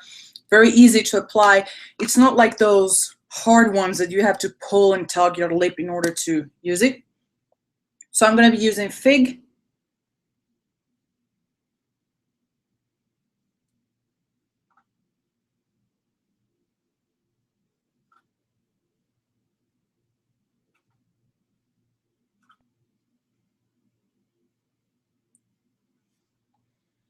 And as I said, it's very lip tone. It has a little bit more depth than my own lips, but not really that much. So that's that. I still have to contour and show a couple more goodies.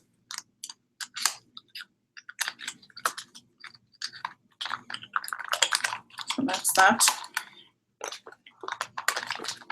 And those of you who didn't come here early enough, this is a, yep, I agree. It looks pretty. So this is where I put my lipstick when I'm traveling. Like, it's in this little pouch, and then this goes like a magnet in here. Now I want to contour and oh my gosh, now we have a lot of sunlight. Sorry. Taking the contour color, if I can decide.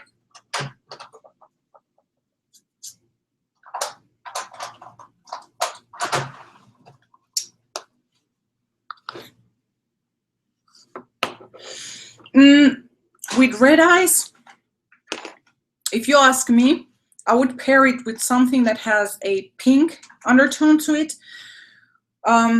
Red lipstick is gorgeous to pair with red eyes if you're not afraid of using a lot of red. It looks actually very classy with red lipstick. Let me think.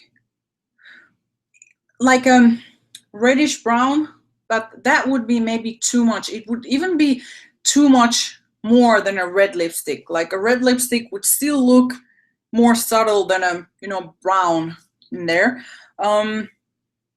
Nude, or just plain like a lip gloss, or lip gloss with some pink undertone to it. I would personally go that way. So I'm going to be contouring lightly because this foundation leaves the face a little bit flat. Not entirely, because you can still see the natural shades. But I'm using the Burberry Fresh Glowing Golden Radiance with this. Again, massive. Oh, here we have a number. Okay, that's new. It didn't wash off. So it's the 174 from MAC.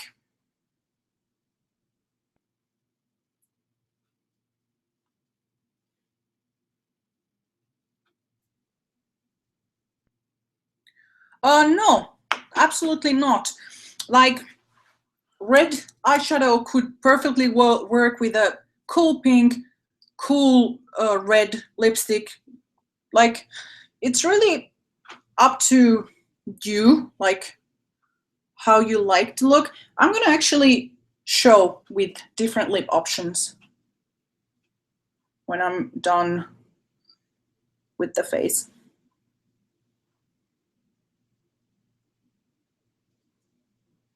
Oops.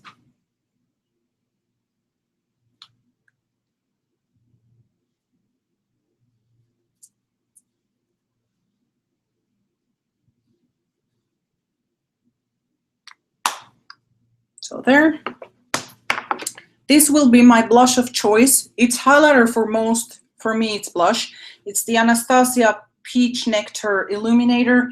I'm not sure if they are still making this, because it was supposedly getting discontinued because those quads were so popular, although the quads quality is nothing compared to this one. So if you can still get your hands on this individual highlighter by Anastasia, I really recommend it, because it's like day and night in the quality department.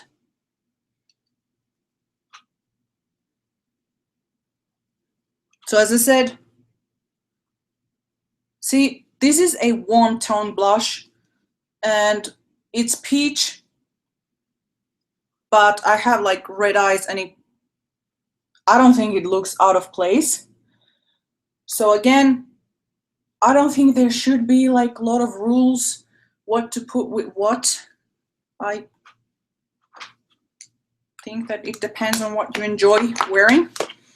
And just for the fun of it, Cover FX Illuminator in Moonlight. Mini tapered brush by BH Cosmetics. Actually, this one has numbers, 125.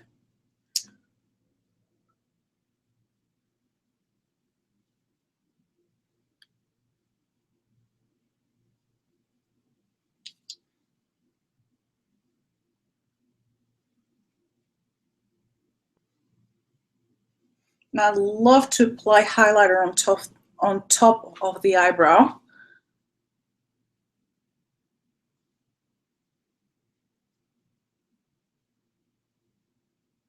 Especially if you have, you know, like one shaved, or if you're wearing like a bun, like your hair is pulled, so you don't have any hair around your face, then it's very nice to sort of like continue the blush and the highlighter on, oh, what would this area be? I mean, it's temple, but well, the upper temple. So there. Now I'm going to be doing like, well, I'm going to show you up close. This is the contour, blush, and highlighter. Now I'm going to be showing you different lip options so you can see what I mean. I think that this kind of red can suit with anything. So I have a true cool toned red, like really true cool toned. It's almost pink in in undertone. See, I had a brain fart there. Then I have a brownish color. I can pull a pink, but I mean, you pretty much know what a pink lip looks like. And I'm gonna be pulling out, oh, let's see where it is. I have a tomato red lipstick here from NARS. So I'll do those options and you can see.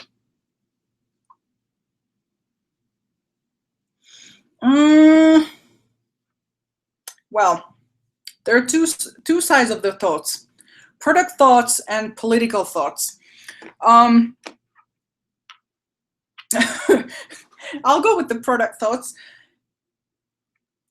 They're good if you don't mind by the end of a few hours having a strange sensation in your lips, almost like, how can I say?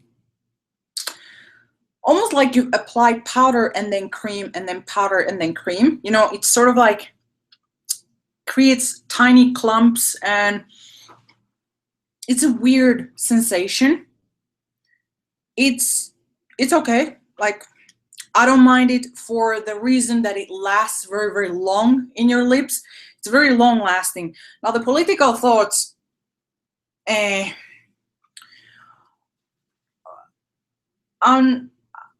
before knowing a lot of things, like after what it did unfold, I don't feel like supporting such a brand.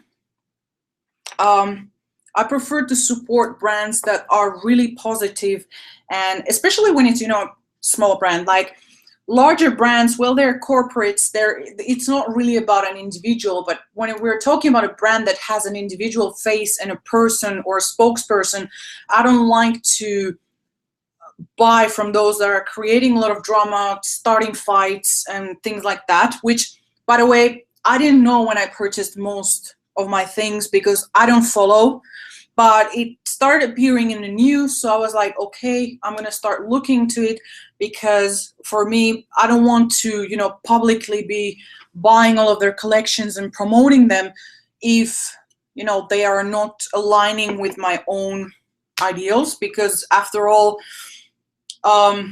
if I pay into something that's not really, if I give my money, which I see like giving my energy or a part of me into something that I'm not 100% agreeing with, it's sort of like I'm looking the other side and accepting certain things, and it makes me feel very bad. So I don't, like, I use up what I have, but I don't personally want to support any further. I hope that makes sense. I know everyone is entitled, like, if you like buying those, I really have no issues with that. I don't want to bash people for the stuff that they want to buy or use or do, but I personally don't want to put my energy or money into that. But it happens to be a good product, and it happens to be a very beautiful cool tone red, so that's why I'm trying it.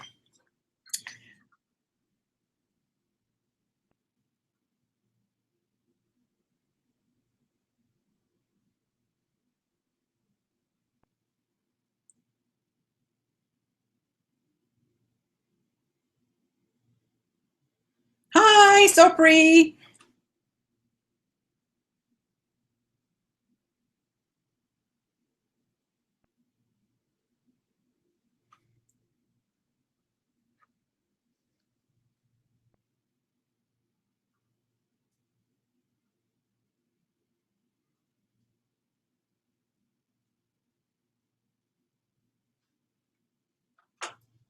I'm trying to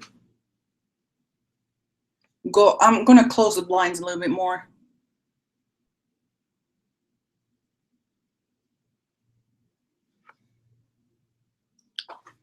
Sorry, because otherwise it's getting too much light in and I can't see anything. Okay, better. So that's the lip. This is a true cool tone. Like, it has almost no warmth.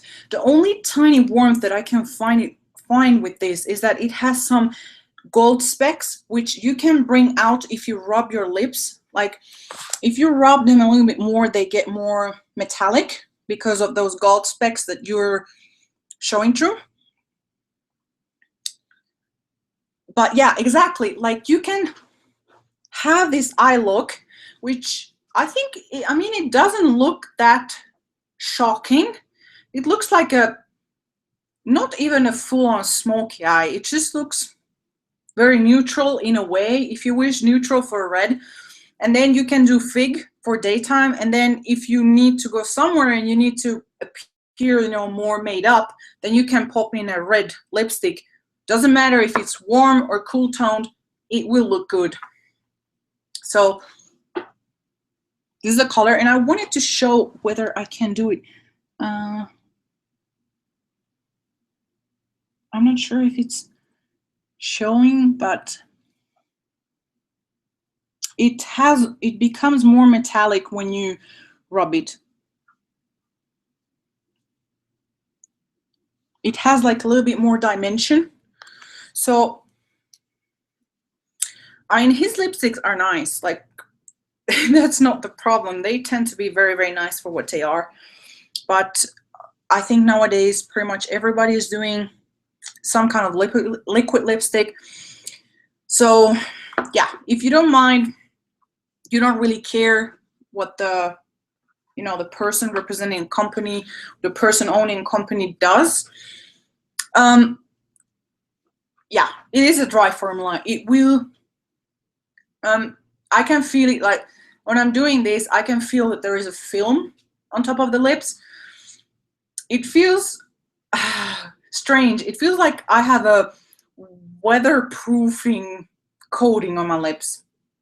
Not sure if that makes sense. But it's a stunning color. I have to say, it's called Rich Blood. It's a very stunning color.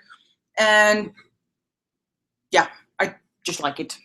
So now I'm gonna search a wipe to wipe it off. Hello, Muff. Let's see.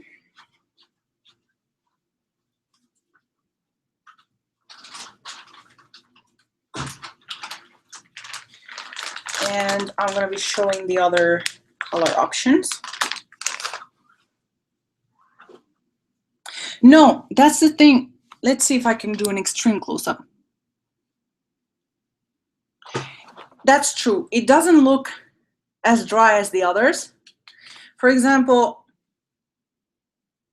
Kat Von D's, which are easily accessible, I think are more dry, if you wish.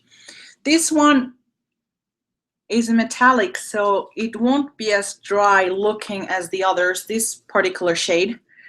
I have, sorry, I have a nude one, and I had a pink one, both from Jeffree Star, and I gave the pink one to my mom, and my mom really loves it. And she hates like dry formula, so yeah.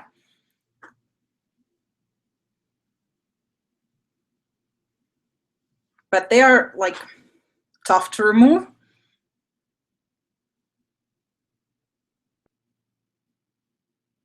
So sorry, this is taking forever. It's just that it's a really hard lipstick.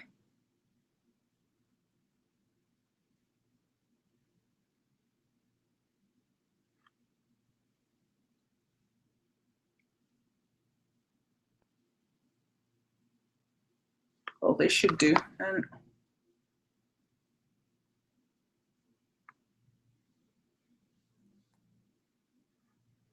And I've applied just whatever was left of the foundation in order to mute it out. So now I'm gonna try, before going with another red, I'm gonna try the brown one, which this is from Charlotte Tilbury, and it's Bond Girl. This is a matte, but it also has dimension, and overall it's a matte but has a very pinkish brown undertone.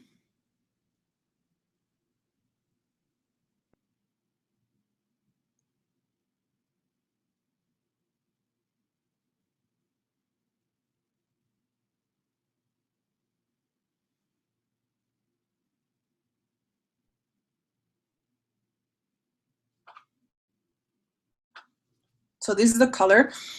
It's more of a, it's not a, you know, true dark brown. Like, I wouldn't use a very dark brown with this look, but something like this that has rosiness to it could be a good day option if you want to have more of a sophisticated look. The Fig one is more of a natural look. This is more of a, I want to say almost business-ish look. And it's matte, but it's not dry. This is not dry at all. This is very, very, very creamy and moisturizing, but at the same time, it's, yeah, matte. It's a non-flat matte, if that makes sense. And of course, like, it would look better like if you line it and you didn't have these red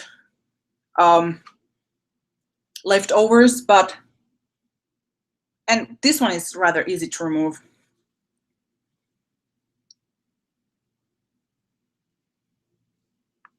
So this is the Charlotte Tilbury, I don't know, it's the matte section. She has a shiny section and a matte one, and it's Bond Girl.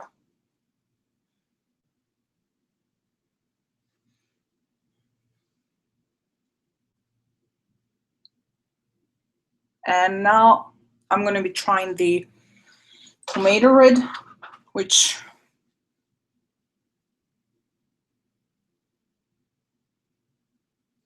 I'm going to line lightly.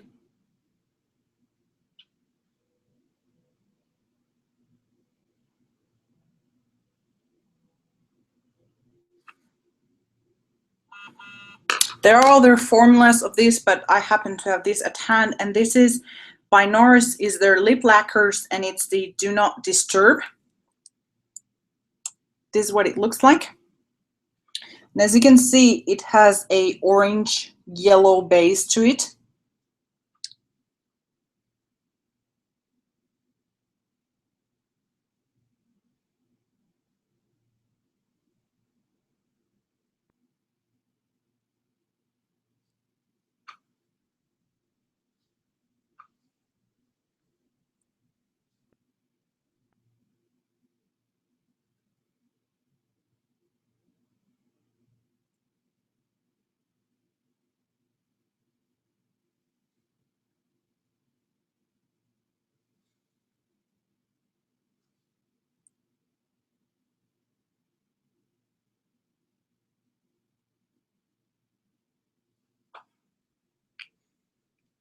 And again, it suits okay. I'm gonna take the computer, so I'm going somewhere else so you can see it.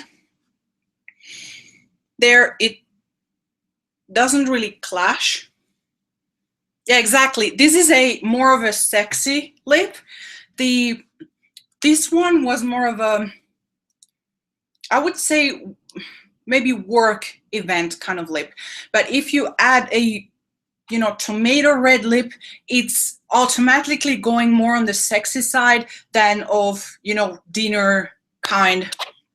So yeah, you summed it up very well. Like, this is definitely a sexier color, much more sultry.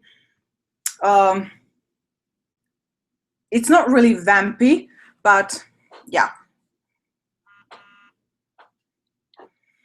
This is a very, very comfortable formula. It's not those liquid lipsticks that turn matte. This is actually has a sheen, so it transfers. It doesn't transfer as much. It has the texture and easiness of application than lip gloss, but at the same time is as pigmented as a liquid lipstick. So yeah, what else did I have to show? Is there something here? Yeah, thermal things in here.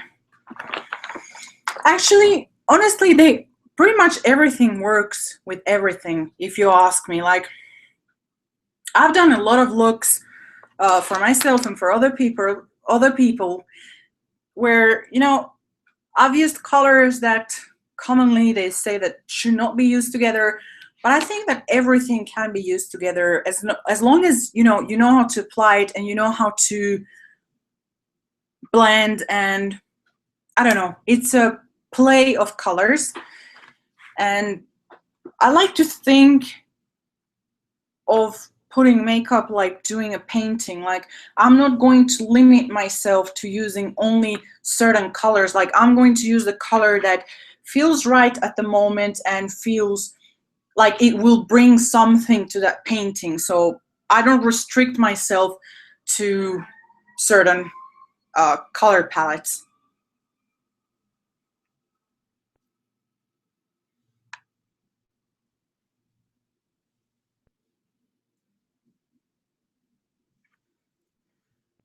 And I might try one more,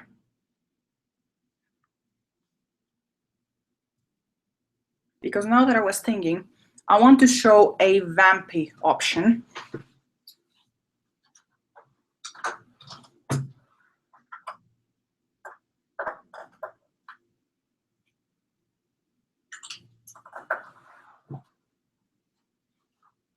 So I have from MAC Film Noir.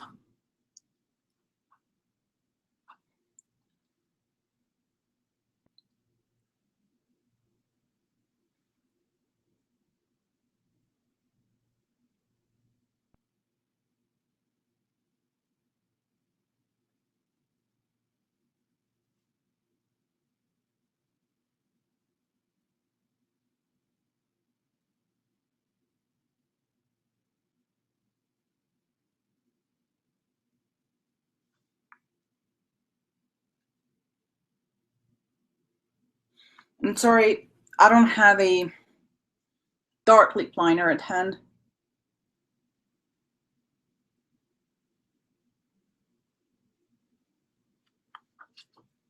But this would be a vampy option. I'm taking off the glasses so you can see. So this would be Film Noir by MAC, and it has a wine undertone. So it's a wine, essentially it's a wine color. And you can make that work too. It just depends on your comfort zone. Thank you for joining, and I hope everything works out well, and you feel free to come by at any time. Thank you, and I hope it gets sold out here. Take care.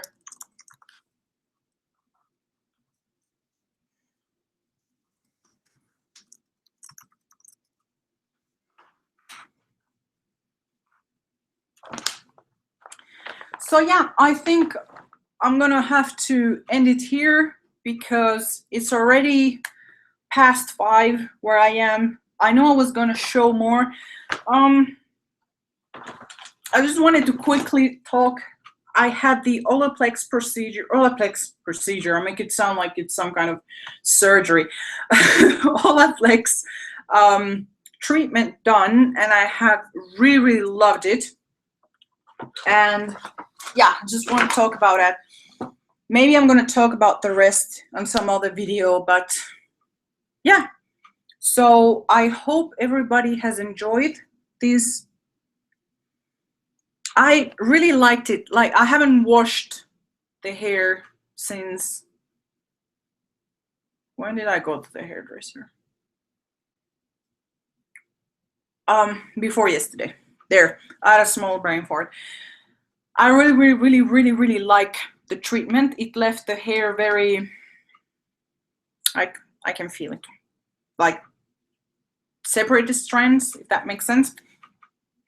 But yeah, anyways, I hope everybody has enjoyed the live stream today. Hopefully I might do another one next week. It's still not sure, but still check back maybe on Wednesday or Thursday. I'm gonna announce if I'm doing it or not. And yeah, thank you very much for watching, and I hope you have a wonderful weekend. Bye bye.